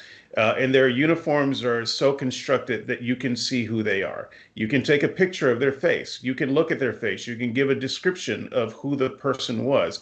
You can give a badge number. There is nothing about the police officer uniform that is designed to obscure their identity. Well, I would argue So with those. I guess I would agree with argue that. that a police Sometimes officer they're in and a plain superhero clothes. and what rules they follow are not necessarily comparable, because a superhero can be at some point be deputized by officers. Yes, at that point we would like to know who you are, but before that point, you're operating under a different umbrella of things going on. Like just the Right, fact so that we're gonna Spider-Man, get while he into saves that right you have your In We're gonna person, get into fact, that in right now. our Police officers have an society, anonymity if around a him. him. We're gonna police get into that officer right now. interferes with you in our So if you had 1,000 society, they are Batmans, required to then they identify wouldn't need to themselves wear a whether mask. they're wearing a but uniform that's also it's or hard to not. compare Our reality. next question, we're going to skip question 3 for the sake of time.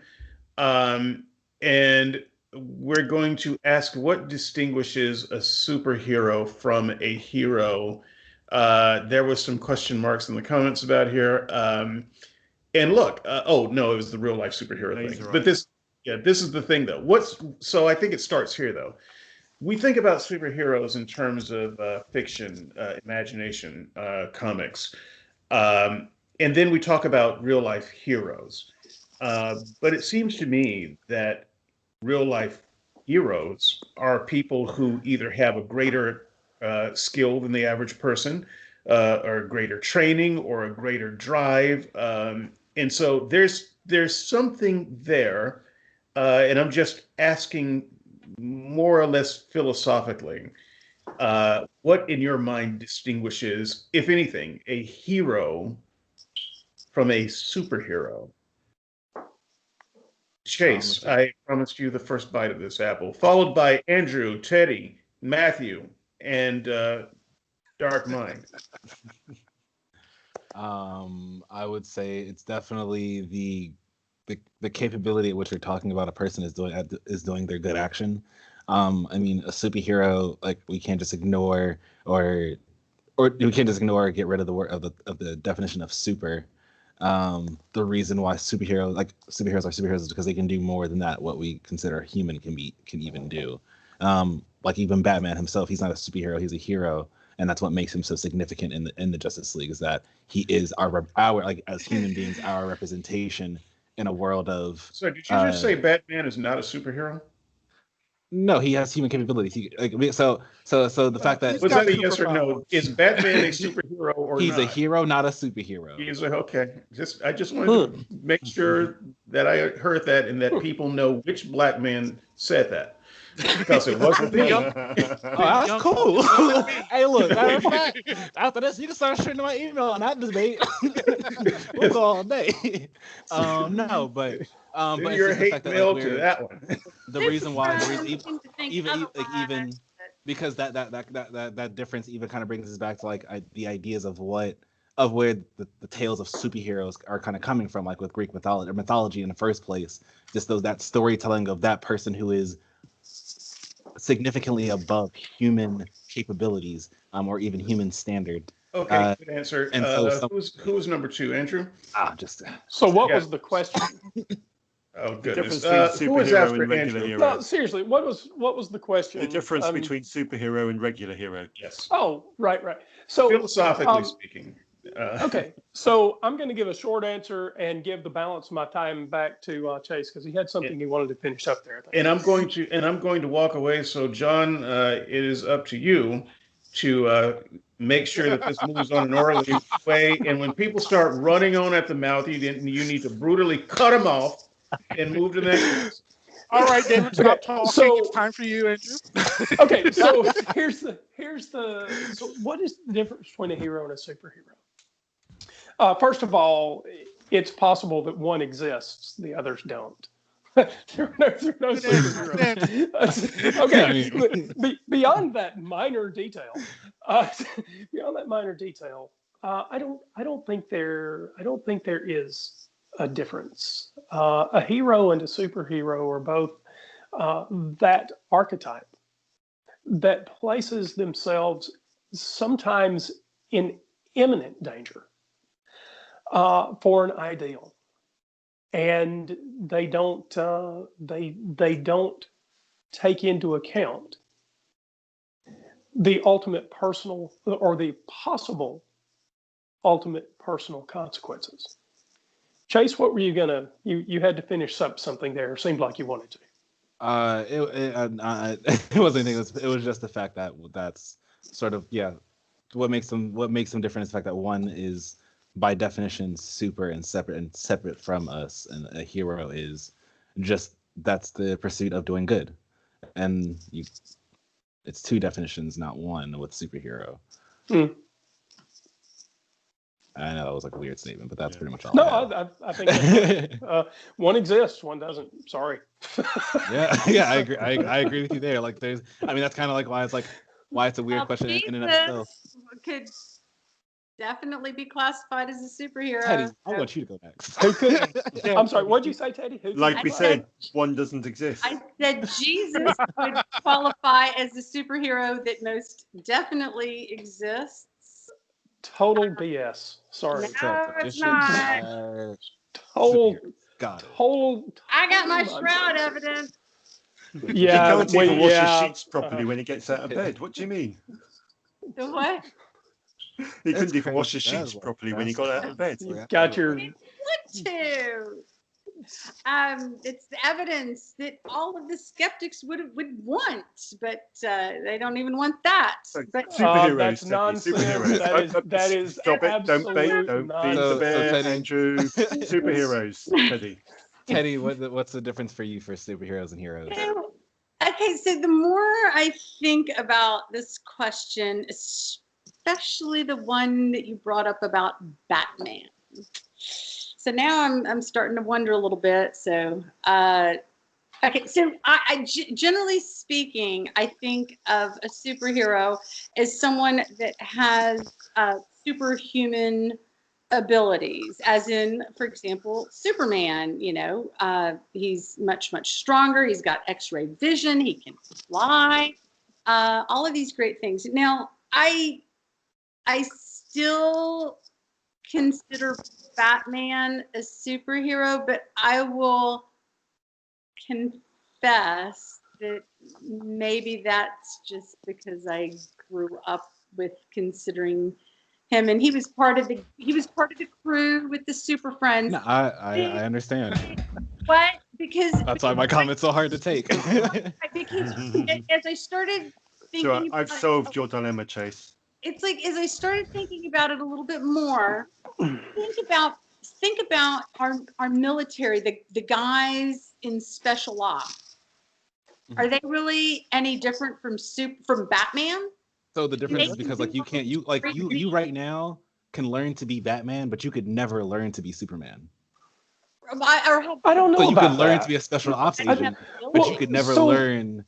But you could. I guess I don't have like a fictional comparison to a There's special ops agent, but like Let me ask you a but that's question. there, kind of though, the Chase. difference of a So- superhero and a hero and what we're talking about. The fact that person has an ability that cannot be obtained by humans. It is it's not a just above down to human. the Well, ability. and but that's why Chase, it's let me- more than It's more than just the So ability. let me just ask, who all Hold has not given their answer? It's Just down that. to me and John, I haven't finished.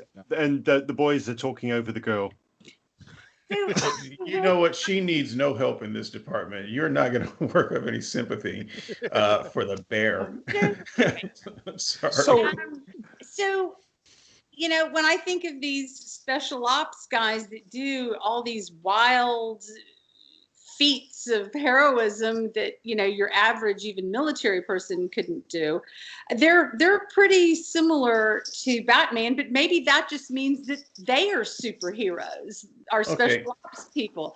let's go to Matthew, and then John, and then I will tell you all why you were wrong, and I'll do it in less than 30 seconds. Yeah. A superhero is a superhero because they make it their life's calling to be a Damn hero. you, Britt! This is where I was going.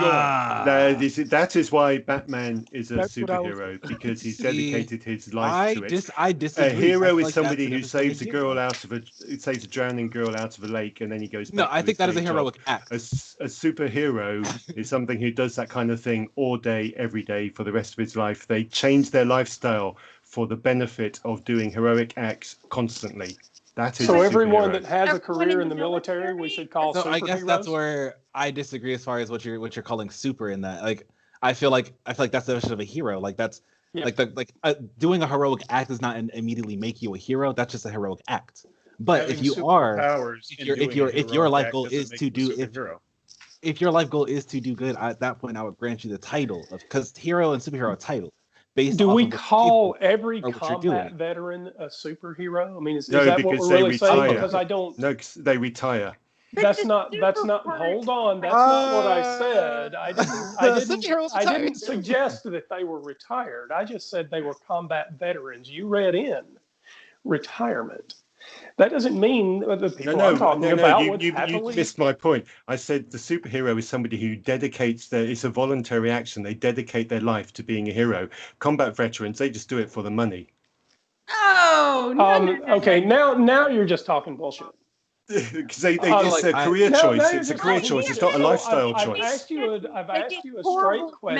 medical- Yeah, you and I've have- given you a straight have answer. It's a No, you career haven't. choice. It's Can a you career can you choice. prove that combat veterans all do it for the money? Because I can tell you that soldiers don't make that much money, dude. So come on. You missed my tongue in cheek Are you- bit there. Why are you a software developer? Okay, it's a career. The same as people who are veterans. They go to the army. They do it for a career. People who go into people like Batman, he's not doing it for a career. He doesn't do it Now, because wait a of minute. job In satisfaction. some of the It's a comic books, lifestyle in some of the choice. comic books, actually, the superheroes are civil servants.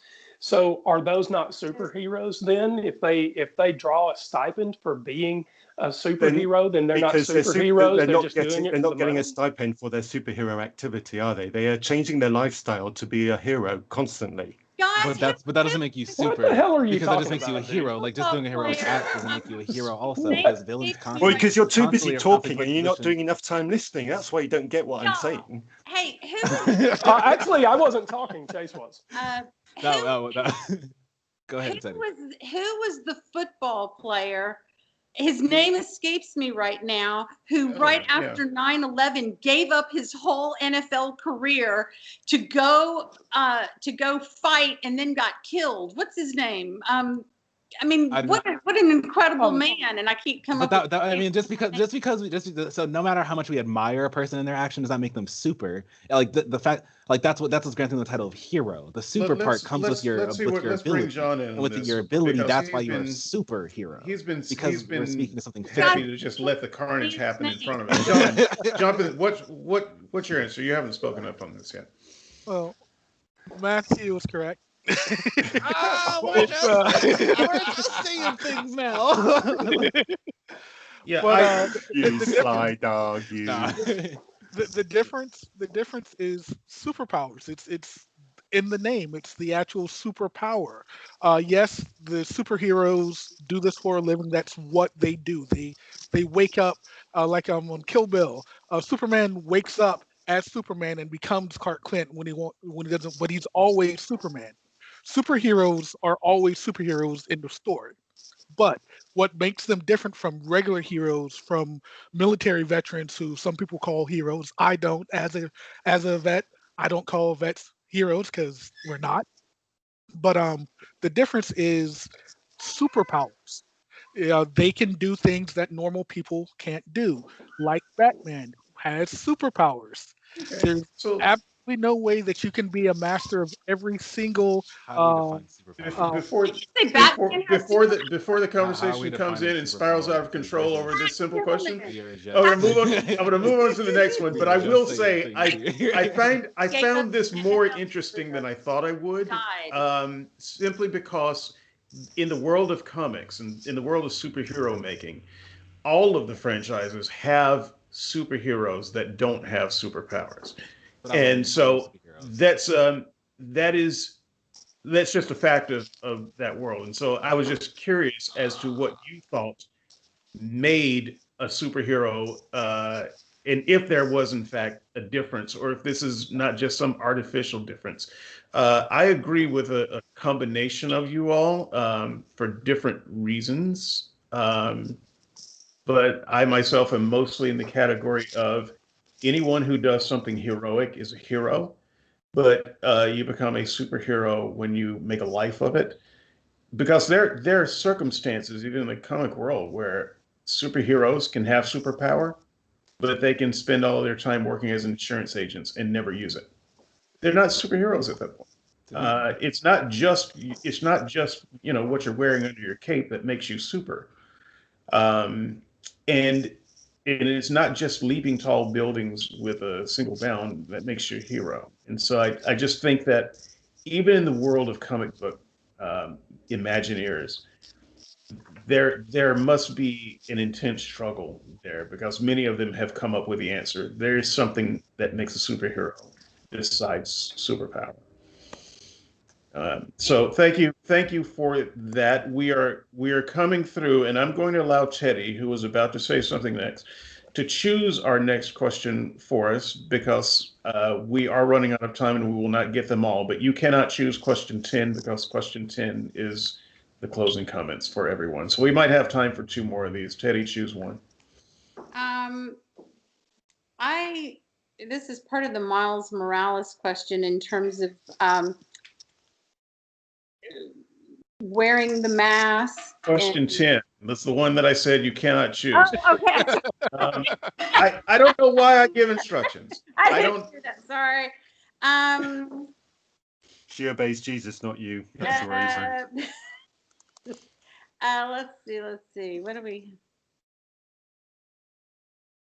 Well, there's not very much left. There's the thing about what do I think about the self-sacrificing savior motif of the Good. superhero? That's a good one. That's question number 8. Uh-huh. Teddy, since would appear that it was written mostly with you in mind, I assure you it wasn't.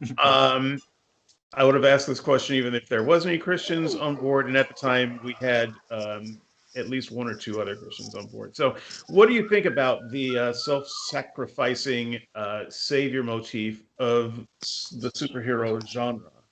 Well, I said I was going to give you first bite, but what I actually mean is I'm going to give you first bite after me. So, you don't mind eating after me, do you? nope. Okay. So, so it's this. I think one of the things that disturbs me about the superhero genre and about all hero genres, so even some of the sci-fi stuff, Captain Kirk or whoever you want to throw in there, these heroes that make a life of going around saving the world. I actually think that's more problematic than good.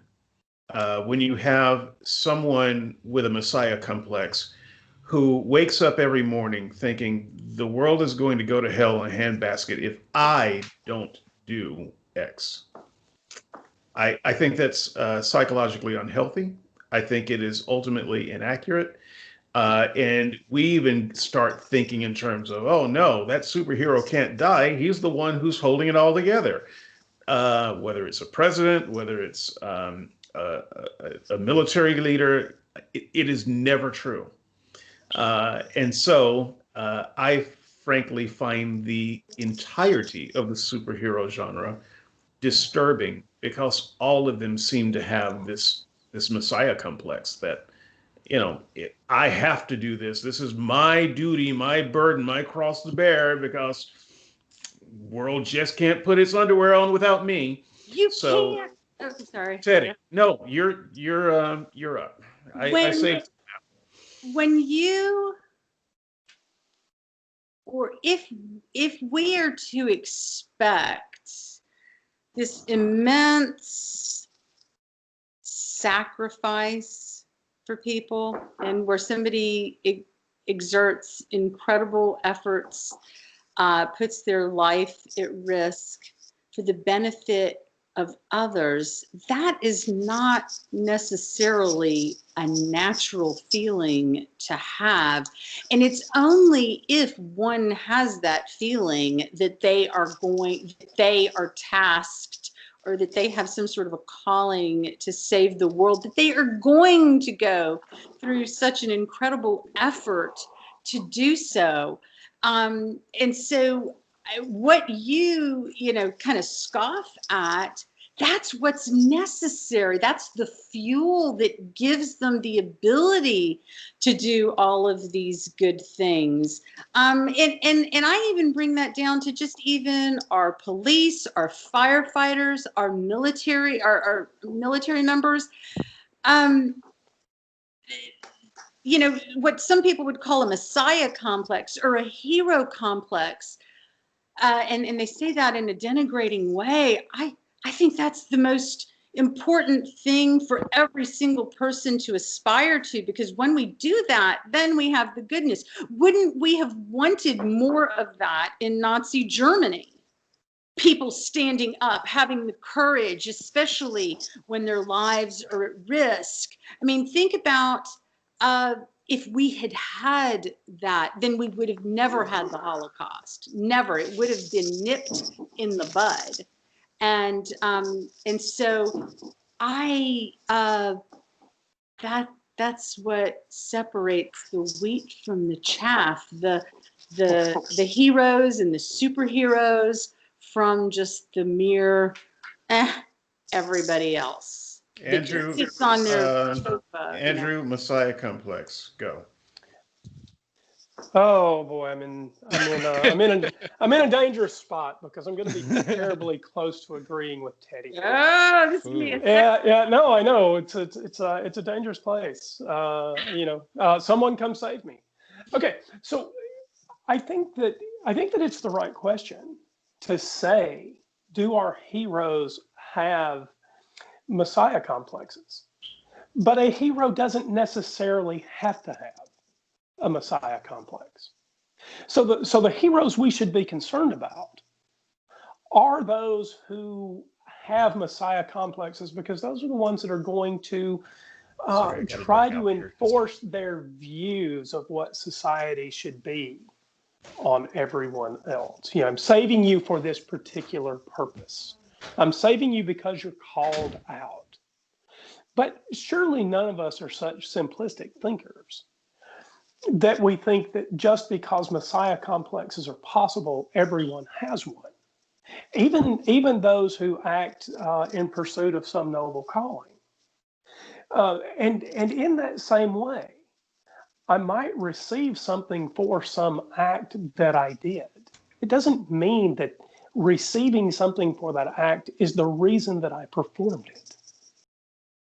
And I doubt that any of us are so simple that we think that that life is not full of complexity, and that complexities go together to make up a full being.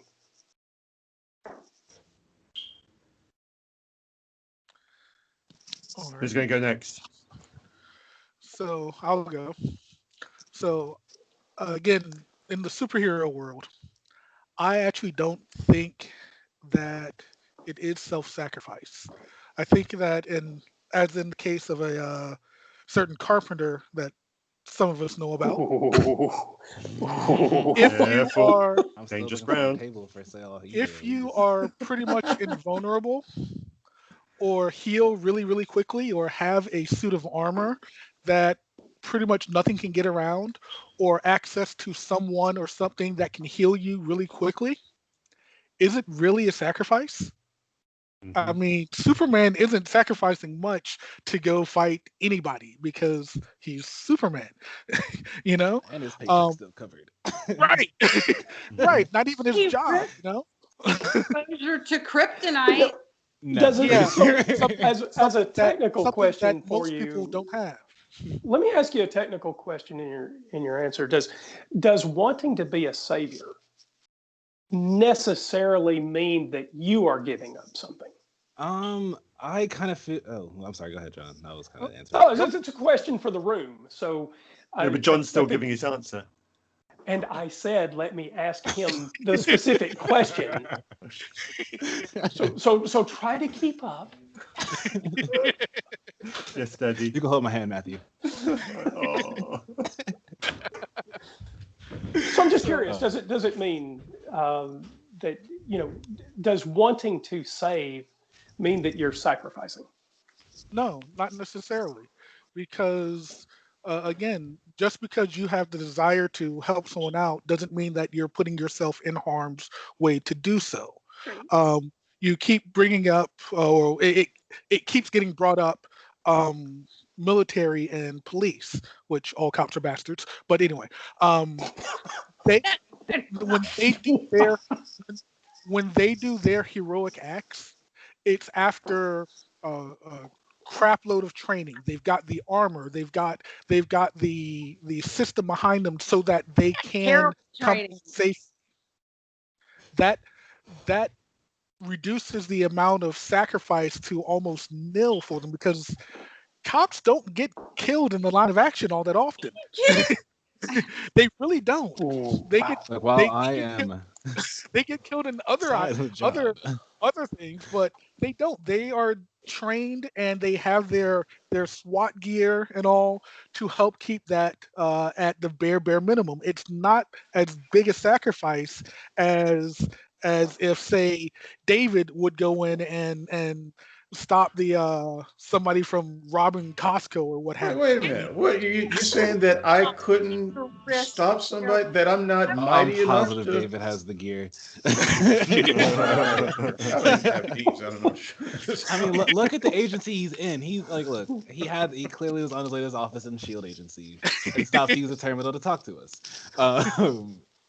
But I mean, Matt, just saying just that a the second. Matt, have you answered this sacrifice question, Matt? Not yet.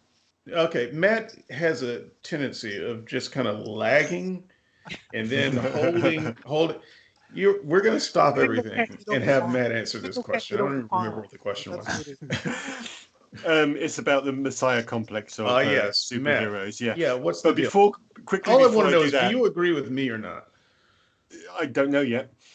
Um, the thing is about this sacrifice complex is the risk of sacrifice is boiled into the definition of hero. You can't do a heroic act without putting yourself at risk or at danger. It's there in the definition. So if you're going to get people who do this on a regular basis, of course they're going to look like they've got this complex about risking themselves, about self-sacrifice, about being a messiah. Of course it's going to look like that's what they've got, because that's what they're doing. They're putting themselves in danger. That's why Superman is just a super. He's not a superhero because he's not actually putting himself in danger. He's just super. all right, that almost lends some hand to my comments before in the last question, but I agree with Matt because, like, essentially by I'm right. Of just course, I'm correct. by saying you are dedicating your life to saving, you've already made the declaration that you're putting it upon yourself to save. Like you're not putting it on someone else's shoulders or leaving it to someone else's hands. You are saying, I'm going to save. So how, like, that by definition is kind of giving you that savior messiah complex, but it doesn't mean it's also doesn't Yeah, mean but it's let me permanent. just ask: do you So want to because be it's up to saved the all the point. time? I mean, What was that? Yeah. if you want to be saved all the time, Yeah. doesn't it take If, away I, some if bit I'm of requiring saving, yes. yeah? Well, I would doesn't it love to take be away saved all the some time. bit of agency? You know, If you need if you've got this super watchman that no matter what happens, they're going to swoop in and save you, then you're missing out on some of your own agency's experience to be able to risk things yourself. Because part of risk is failure, and sometimes the failure is spectacular. And so I'm not sure I even like the idea of someone just deciding that I need saving all the time. Well, I mean, I guess what type of? Well, I mean, I guess like, but like, are you just boiling it down always to even the finite decisions of a person's actions? Or are we keeping it within the realms of like a realistic superhero where they're going to stop the common crime as opposed to actually making decisions for you? Because I don't feel like Right. I mean, even if I don't feel like the Superman's going to stop me from choosing Pepsi over Coca-Cola. I'm just choosing. No, but if you go Um, skiing, say in a place that is known for avalanches, and there's an avalanche warning, and the authorities say don't go, and you say, you know what, I can go. I can do it without ropes. I can do it without safety gear. I can go, and then he goes and saves you. Well, then you didn't really get to do it. But isn't this the difference between That may not be a good someone- example. I'm not sure. Isn't this the difference between someone who occasionally saves and someone who has a savior complex? So when I hear this question, I hear a question about someone with a particular mental defect. And don't we need to draw a distinction between those who will act in noble pursuit and those who have some defect? Right. So Because if we can manage to not bring up the military and police to that I think will pollute this question. If the result is the same, does it actually matter? I think it does. I think it does because I think that we all, under the right circumstances, will do something heroic sometimes, even if it's just to save our own. But that said, I do think that there is something a little bit off about a person who says, I'm just gonna save people randomly, and that's gonna be my life's work. You know, our friendly neighborhood Spider-Man, whom I love, by the way. But look, he just runs around. You know, so I think I hear a crime going on over there. I want to go stop it because the police. God forbid we let them do their job. There is something off about people like that. And what's off about them from a typical person is that they are superior to a typical person. They have superior ethics, superior. Almost. I mean, in terms, if they have that sort of wanting to help people in need and dedicating themselves, that is better than normal. So yeah, Matthew, you get to pick. You get to pick the last question that is not number 10. I'm going to let that groaner from Teddy close that question out. Commenters, keyboard warriors, you've got your work cut out. All right, let's go for number 9 then. If you're a superhero, where would your base be? Oh yeah, good question. And what type of crime would you fight? Washington D.C. That's where we need them. almost gonna agree with Teddy. I'm gonna go last or second or wherever I feel like it's necessary. Andrew, you haven't started one of these off. If you're a superhero, where would it's a two-parter. Where would you set up your base of operations? And what would I fight? Yeah, what type of crime would you fight? Assuming that it's crime you would fight at all. Who knows what you would fight? So I think this one's particularly tough. If you really have the sort of superpowers that Superman has, it doesn't really appear to matter where you have your base. If you're a more limited superhero like Batman, and you put this cave in the ground and a bunch of computers and a really fast car, well, obviously I'm just going to fight wherever I do that. Maybe it's New York City. That's sort of the typical, right? But so I don't actually know. I don't actually know where I would put my lair. I think I'd have to look at the globe and find the place that most identified with the thing that I wanted to fight. So now, What kind of fighting would I do? What would I fight? Probably human trafficking. That is probably what I would fight. So we can come up with some sort of other super villain, right? If I were a superhero, I'd need a super villain, right? So maybe a super villain trafficker. I don't know. The sort of thing is it's hard to take that seriously in terms of the superhero conversation, because really what we keep doing in this conversation is trying to apply it to the world that we live in. I think if I were a superhero, what I would fight is human trafficking. Because one of the keys to living the life that we all want is that ability to self-direct. And if there was one thing that I think we could do for all of us that would better our conditions, it would be to allow us all to self-direct. So I'd find a place where, there was a high degree of trafficking. That's what I'd fight. Okay, I'm going to go Sounds second. like a conservative. I'm going to go second answer. because I have determined that this is where I'm best suited, and also I'm itching to answer this question. We don't need to know about your itching. Don't worry, I'm scratching it. Teddy's got a wand. You can only see the top half, my friend. So, very thankful. And even that is too much. Yeah, so here we go. I realize I pulled this panel together to practice humility. So I think my base of operations would be right where I am in this very room, in fact. And the crime that I would fight is cybercrime, and also fraud, whether it's on the internet or not. Because we have the police to fight bank robbery. The police need to be better at their job. Yes, they need better tools. Yes, but we have agencies for that stuff. We have agencies. We have governments to fight off things like nuclear war and stuff like that. We've got spies and three-letter organizations. But what we're not very good at is protecting the average person against fraudsters and cyber criminals and people who would just con them out of their life's work. And so I think I would make that the area, because also that's an area of crime that really makes me mad. It really pisses me off.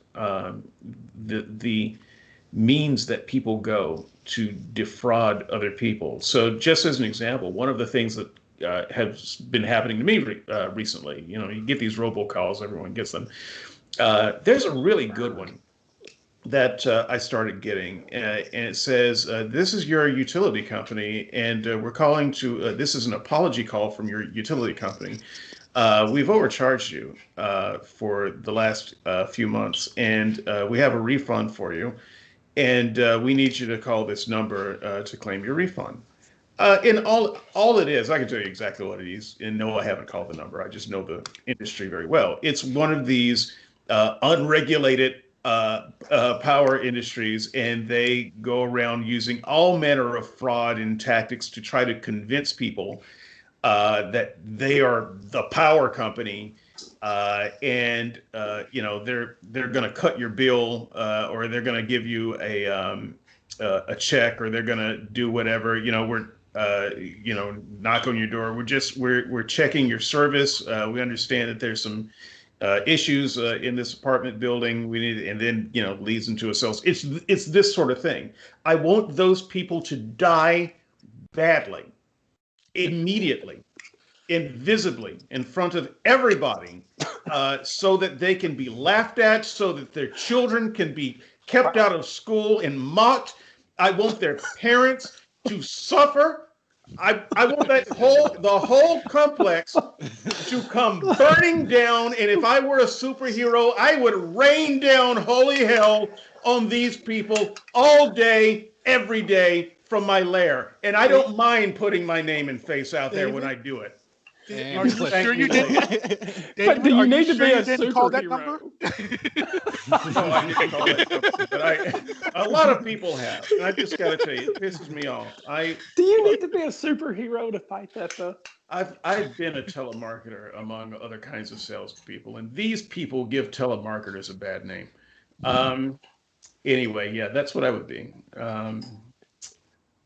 John, I should go next because my answer is exactly the same as yours. You wretched, wretched, horrible person. You stole well, my I tell you answer. what, I'm going to let you go later when people have forgotten about my answer, which will happen in about a couple minutes, and then you can Nobody deliver ever it forgets again what you as say, if it were David.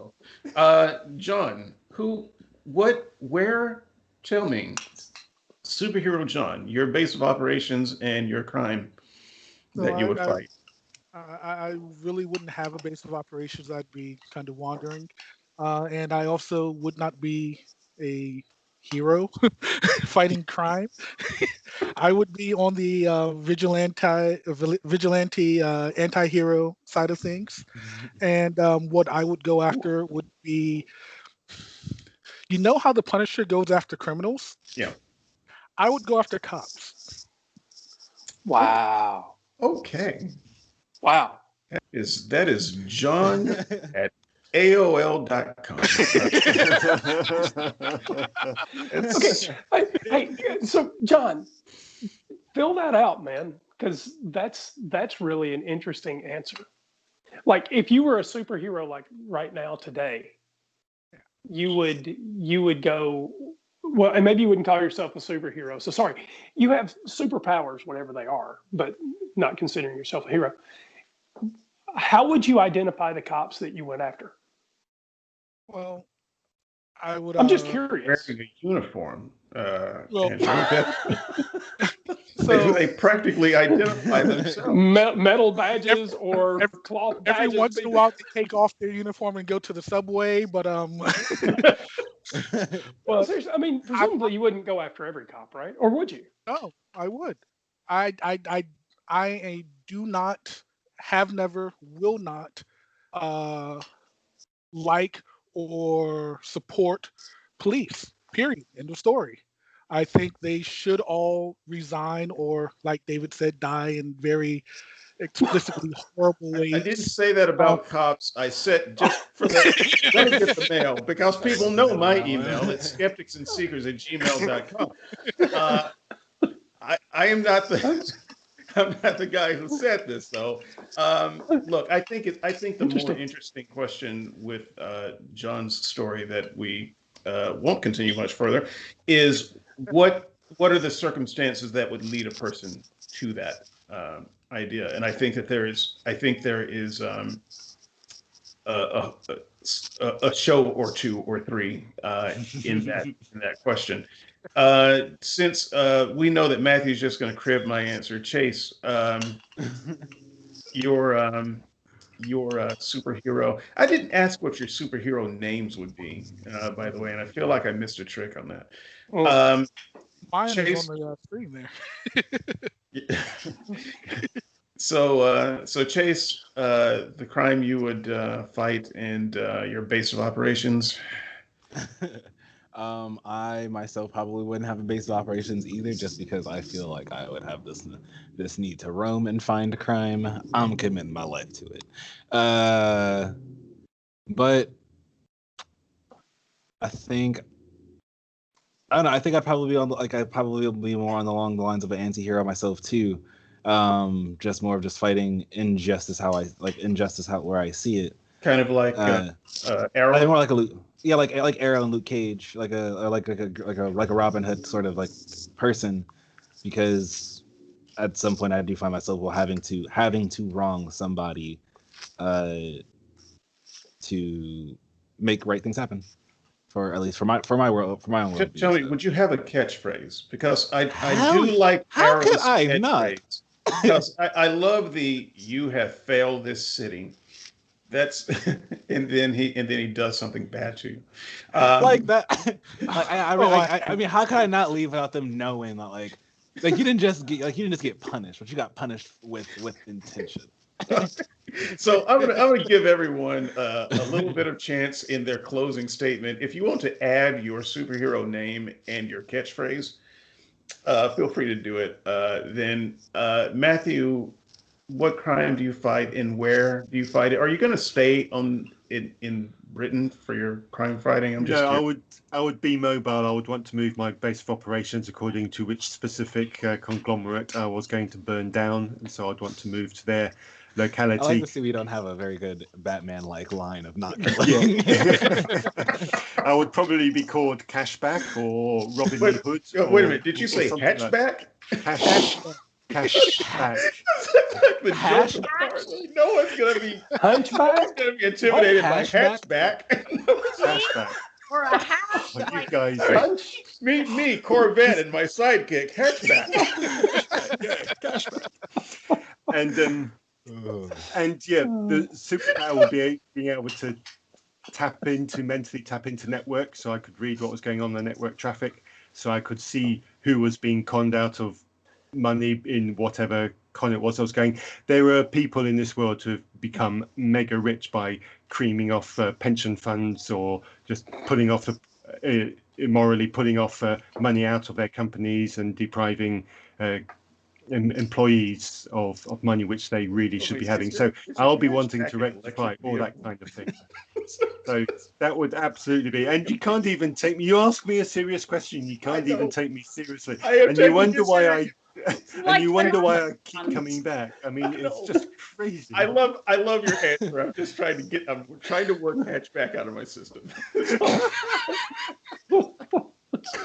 But it's a 4-cylinder answer, man. I mean, because I love the fact that you actually would be more interested the big criminals, the people that seem to have an immunity to the law because of their size and their power and so forth. And I would like to go after those people too, but I get pissed off at the petty criminals. And so I would probably waste most of my time going after nickel and dimers because they make me just as mad as the big guys. Maybe we can team up. But sometimes the petty criminals are only doing that because some rich dude has gone and ripped them off, so they've got very few options. You know, give them back, empower them back, and they won't be pettying anymore. pettying. Who has not answered this question? Teddy, I don't think. Or did I? No. She's going to save our souls No, I with the didn't magic tell you. wand. So what would the crime be that you You're gonna fight, prove things and in where's your evidence? base of operations? And tell me it's not in some mobile, European small vehicle. Let's look at those cars they have up in Europe. Like little boxes. it's a Mini Cooper. Eddie, do you have an answer? Did you? That did is you not do- a good superhero name. Answering like what would my Yeah. super Yeah. What European- was your base of operation, and what crime would you fight? Washington D.C. Okay. The crime that I would be targeting, that would be my number one thing to target, would be murderers and people that seek to oppress others, but in terms of severe oppression, that's the thing that makes my blood boil. And my aren't we having our superpower names or little superhero names? You can give it now, or you can wait till your closing Okay, statement. okay. I'll wait. Okay, so let's begin with our closing statements. This is I'll go first, and the closing statement. Will somebody read it? Who's not me? It's number 10. Miles Morales said Chase. Miles Morales said that anyone could wear the mask. You could wear the mask. Explain what that means to you and what you could do to wear the mask. Okay. Ooh, Yes. nice. I do believe um, that anyone can wear the mask. Um, the mask, of course, is metaphorical. It's a way of saying that uh, you can do great things, heroic things, even super things. And I have lived enough life to have seen people that I would have written off as incapable uh, of doing anything or being anything but sources of pity to, in their way, accomplish great things. And so it is a reminder to me that I should not have, one, that I should not have the soft bigotry of low expectations of anyone. Um, you do not have to be a permanent victim to someone else's villain. You can wear the mask. And there are things that you can do to improve your situation. I'm not saying you can defeat the villain, but you also don't have to be helpless. So that's one of the first things that comes to mind. I have to remind myself of that because I am pathetic in many real ways. Uh, I am a shadow of the athlete that I used to be. Many knee surgeries later, I walk with difficulty. Um, my vision is poor. My memory is fading, and so um, I got a lot of things going against me, and I have to remember that I can still wear the mask. That I am not just the sum of my weakest parts, and that there are still things that I can do. And so this phrase is a kick in the ass for me as well. So, what are some of the things that I can do to wear the mask? Well, first of all, I compile a strong team. The thing that makes Skeptics and Seekers good week after week after week is not me giving monologues.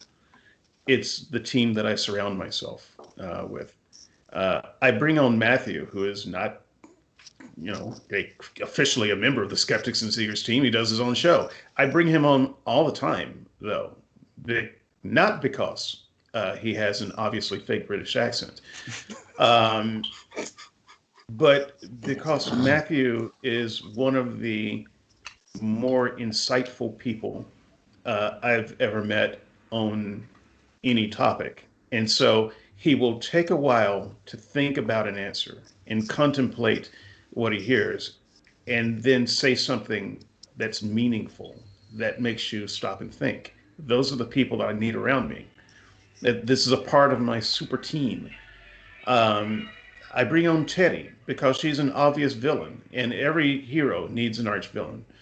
Um, I'm sure there's more of a noble thing I could say about Teddy, but that's what comes to mind at the moment. I bring on Andrew because he keeps answering the goddamn phone. Um, so I can stop. so, I need someone to fill a slot. I call. He says, "Yeah, okay." So I am so glad that I found people like John and Chase to challenge my assumptions. Um, you need a super team. I've got David Russell, who joins me most every week, um, to who is going to almost certainly disagree with me on every major thing that we talk about. But I need someone who I can respect who disagrees with me, uh, so that I can think about it more clearly, more deeply. So wearing the mask means putting together a super team. And then finally, I would say that wearing the mask for me is doing the little things and occasionally the big things, and then you do them, and then you breathe a sigh of relief, and then you take a nap, and then you do it again. And that's what wearing the mask is. For me this year, wearing the mask was in March, April, when this nightmare called COVID became a reality, I was paralyzed with just paralyzed. What do you do against that kind of foe? And you read news stories about people donating, lots of food or lots of time or lots of effort or lots of money. And I thought, well, I don't really have any of that. What do I do? Do I just stand here stupidly and let the supervillain get me? Um, and surviving COVID, surviving Corona, came from that. There have been a lot of reports since then. We were able to send about $2,000 to the cause, and I want to say that everyone who donated, um, you're a goddamn hero in my book. Everyone who wrote a word in the book, you're a hero. Uh, that's enough money to have made a difference somewhere. One life, maybe, one machine, 1,000 PPEs. It's something, Um, and that was a way of wearing the mask. Every week when I do the show, and I don't feel like it, which is most weeks, um, because I think it's important. I think the conversation is important. That's a way that I can wear the mask. And then you wear it, and then you put it away, and then you do it again. And that's how you wear the mask. You wear it, and then you do your thing, and then you put it away, and then you do it again. So I have to put it on every week, maybe a little bit every day. But that's what it means to me. And it's not easy, and it's not fun. But that's the mask that I can reach for, and that's what it means to me to wear it. In whatever order the rest of you would like to proceed.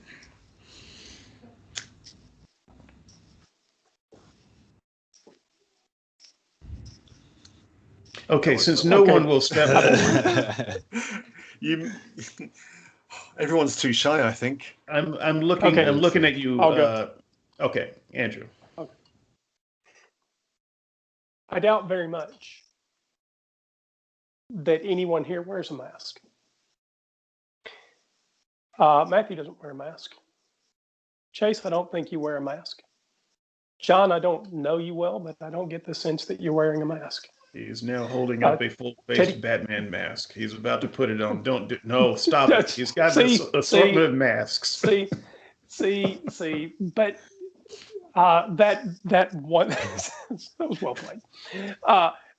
Okay, so maybe John wears a mask. Okay, Teddy, I know what your career is. Doubt very much that you wear a mask. That took incredible commitment. See, the difference between real life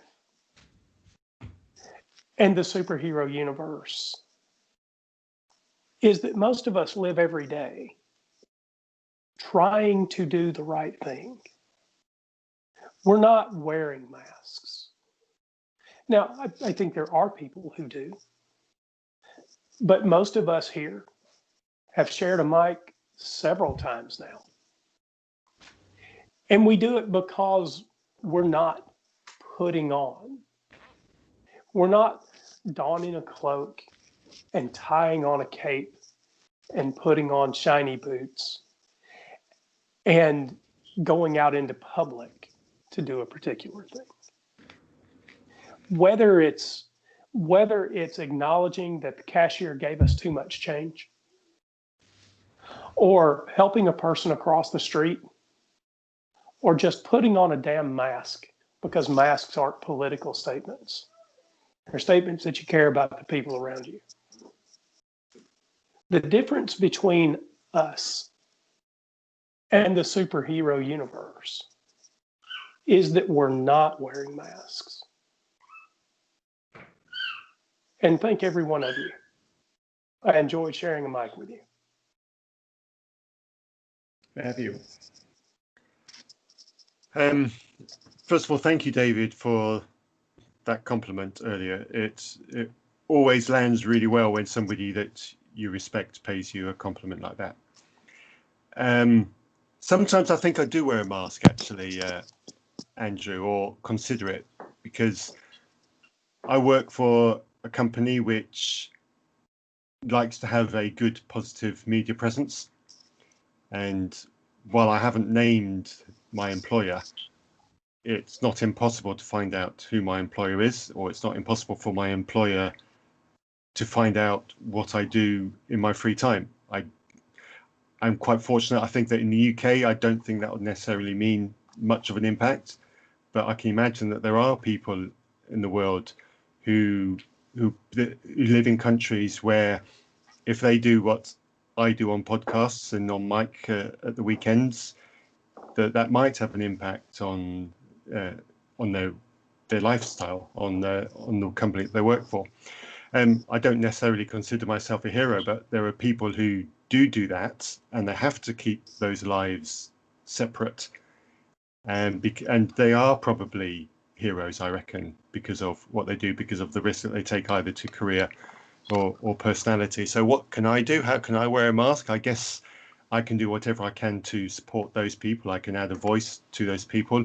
A lot of the people that I follow on Twitter that talk in the space that I talk in do it anonymously. They have names that are obviously not their real names. They have images that are obviously not them, and they hide their location and identity behind that.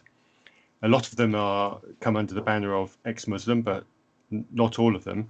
What can I do to help them repeat their words, give volume to their words, say their words again so that people can hear them?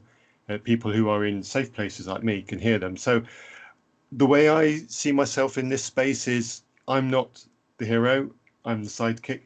I'm the person who says yes to the hero, who tries to help the hero, who tries to facilitate what it is that the hero does. And that is how I see my role. Well said, Hatchback. I'm sorry. Yeah, don't apologize. It's funny. It's honestly what I heard. I don't know. Oh, divided by a common language. It's wonderful.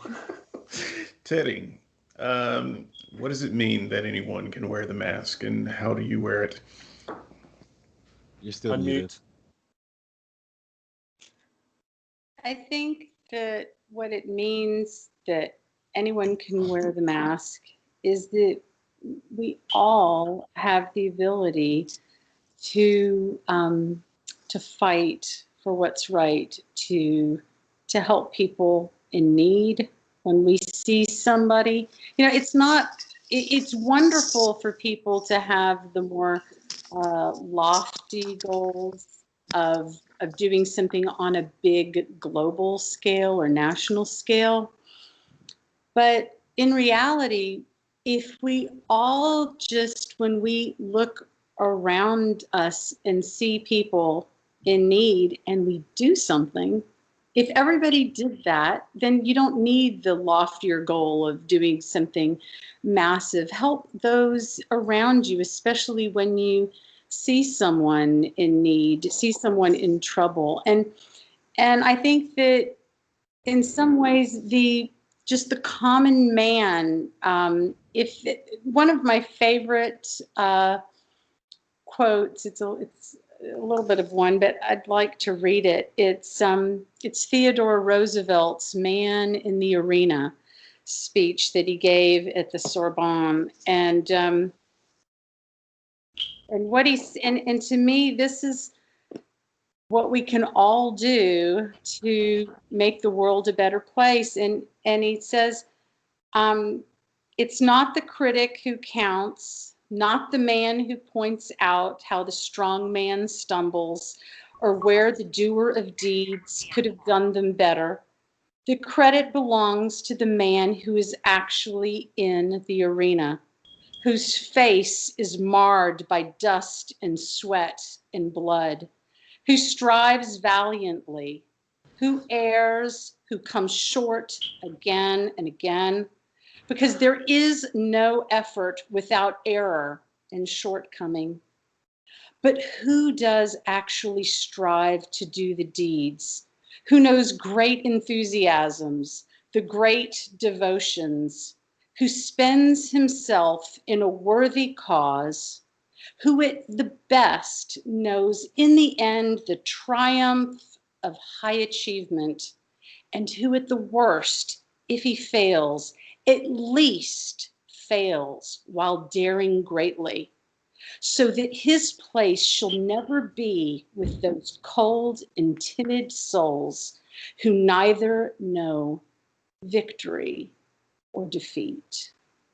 And if we all, to have that sort of mentality, that can almost bring about a type of Messiah type complex, which I think is a wonderful thing to have if you're a Messiah, a good Messiah.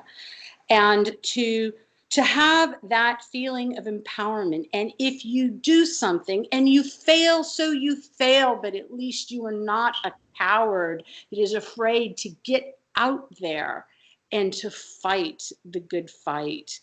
And so I just love that. My uncle had sent me a copy of that back when I was first starting with my career as being a criminal defense attorney, and it is a fight, and it's important that we have criminal defense attorneys fighting like crazy to advocate for the preservation of the constitutional rights of every individual. And it's imperative too that we have the assistant district attorneys fighting for justice. And when the two get in there in that courtroom and we duke it out, and hopefully we arrive at the truth, that's what, that's part of it. But, we can all do things in many different ways, but, justice, truth, protecting people, helping people, that's what we all need to do. And we all need to not just, oh, woe is me sitting on the sidelines. We need to all get out, get off our rear ends and do something. So, in the words of Nike, just do it. Chase, I'm going to save you for last. John?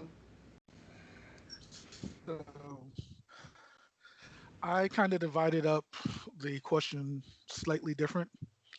And how Miles was saying that everyone can wear the mask, thinking about that in the superhero world, I think it's a load of crap.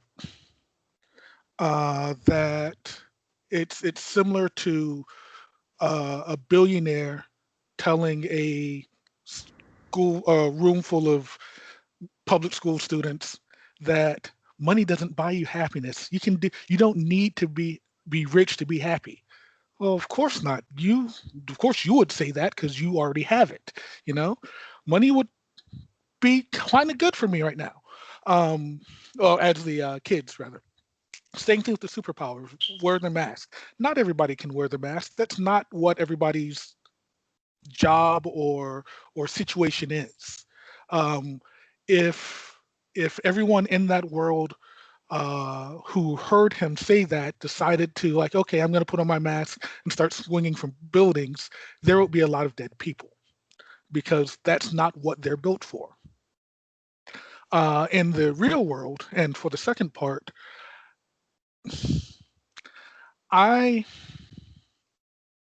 there was a song that a group, the Fugees, came out with back in the 90s called Mask, where one of the lyrics was you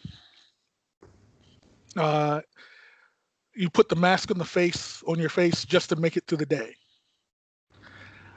As a Black man in America for all of my life, yes, I do wear a mask all the time just so I can get through the day. How it turns out is that every once in a while things like my superhero power fantasies come out. But yeah, usually usually it's more so that I help make other people happy with where they are, or the ones that aren't happy, I give them through the podcast that I have, Angry Black Rant. It's literally that, Angry Black Rant, an opportunity to vent so that they can continue to make it through their day. Um, the people that come on and the people in my Facebook group with it, it's literally just blue collar, white collar workers who can't express themselves in their day-to-day lives. It gives them a place to do so, to to relieve some of the pressure. If that makes me heroic, then so be it. If it doesn't, then so be it. I've never wanted to be a hero. Um, Most of my thoughts would make me pretty much villainous in polite and in polite society. Um, One of the quotes that guides my non-masked life is from Salman Rushdie, where he said a poet's work is to name the unnameable, to point at frauds, to take sides, start arguments, shape the world, and stop it from going to sleep. That's something that I do. I do it all day when I'm not wearing my mask, of course. When I take off my mask, that's what I do, you know? Um, but that's me. I don't see the world as good or progressing towards the good. And I I'm not alone. And I'm here for those who, like me, aren't looking at this through rose-colored glasses. And that's all I have to say about that. Chase, you are muted. Thank you. So I would kind of say that I am a little bit in between both Teddy and John's opinions as far as this whole saying goes. It is a wonderful saying that Miles Morales, that the comic book world gave us, just because it kind of creates that idea that at some point, it creates this understanding idea that the fact that we need these heroes is insane, is absurd already. The fact that we would reach a point at which Spider-Man has to step in and save the day, instead of all the small things in between that led to that larger moment where it's stopped by us in between on a day to day. I think that's where I can side with Teddy on saying like that, as far as that is where we can each wear the mask or be Spider-Man or be whoever. When a person's having a bad day, you're there to be their friend, or when a person is just having a simple a small petty crime happening to them, that we as the normal person are there to help them see it through to the other side successfully.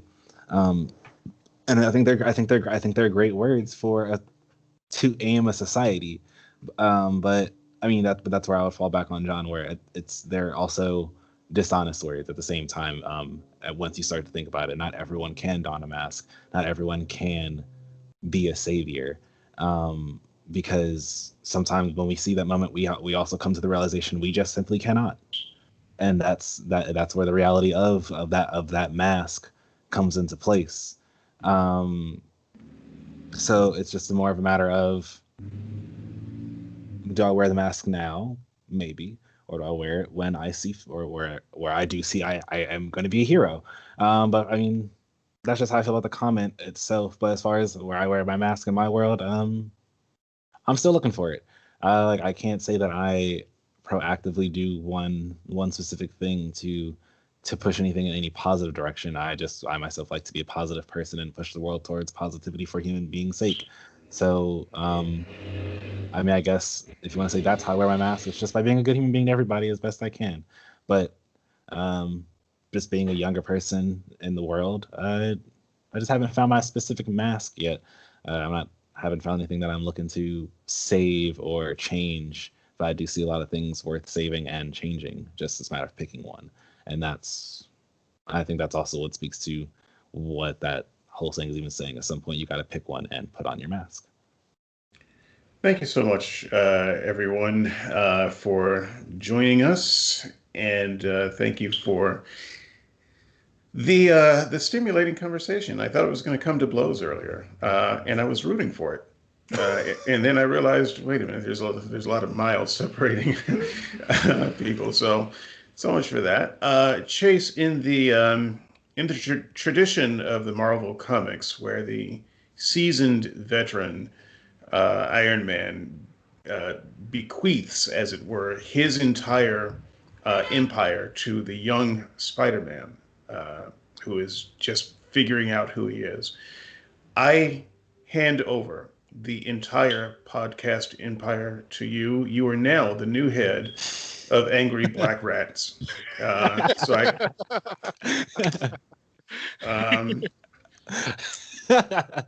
I don't know if it was mine to give, but It's gonna be a lot less angry.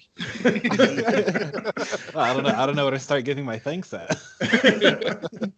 Well, if you can survive John's wrath, you've earned it. So with that, let's do some plugs. I know that Andrew had to go early. Andrew is doing Proscenium. Proscenium, Andrew and Matt, with various and sundry efforts. Matt, maybe you can tell us what you're working on and where people can find you. Well, Andrew and I work together on Reason Press, found reasonpress.net, or email at reasonpress@gmail.com. So yes, we do the Proscenium podcast, where we just do general conversation stuff that we find interesting. One on belief and knowledge went up just today, or was it yesterday? Today, I think. And then we also do Still Unbelievable, which is where we have our religious conversations. Okay.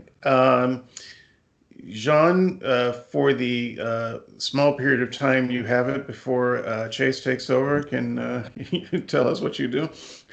Again, the Angry Black Rant Z podcast, and on Facebook, the Angry Black Rant Z discussion group. Best way to get in touch with me. I'm fairly open, and hey, if you have questions or anger, bring it. I'm here. I'm here for it. Might even put you on the podcast for it. Angry Black Rants. The name seems a little bit, I just can't tell what you do on this podcast. But anyway, so I'm gonna, Teddy, I know that you have just done a show recently. You want to plug that, because that might be up right now. Actually, by the time this airs, it will have been up for about a week. But anything you want to talk about that? Any upcoming shows? Anything? You're muted. We just did a show with Dale and David Russell and Rob Lundberg and Caleb Jackson, and it was sort of response to the show that the Skeptics had on what was the topic, if it's Christianity useful for anything or something. That wasn't exactly it, but that's good too. Answer's still no, but does Christianity have anything useful to say about current just not too many good things. So I would say that it was a barn burner of a show. So if you want to see the first, start kind of flying. I mean, not between the people on the panel, but just in terms of response. So, but anyway, it's a spirited show. Good. Chase, are you working on anything? I am currently Twitch streaming, and that's really about it. It'll be Frylock, Fry_X_Lock. Okay. On Twitch, Frylock. Skeptics and Seekers next week, assuming that this all came off according to plan. The first weekend in January, we are going to have a very special guest. You'll just have to come to the show to find out, but we're going to talk about, among other things, uh, the indoctrination and No. young people, and how much can and should Christians say to their children about Christianity, and how much is too much, and how little would be too little freedom. And we will be talking to someone with experience in the youth ministry. He was a current Christian and practicing minister. I have in my past been a youth minister, and I will be taking a very hard position opposed. And we will have a couple of other people to balance things out. Our Sarah, our own Sarah will be there, and of course David Russell and our special guest. And so you're going to want to stay tuned for that. That's going to be fantastic. Otherwise, thanks for tuning in. It's been a wonderful time to just get away from the politics for a while, get away from the infighting and the bickering. Then again, we did a superhero show with a lot of infighting and bickering, and so I'm not sure how much we got away from it at all. But I really appreciate these diversions into utter insanity. Next week, Skeptics and Seekers, just as you know and love it or hate it, and we'll see you then. Have a great weekend. Bye-bye. Bye. Cheers all. Bye. All right. Thanks, guys. That was a monster.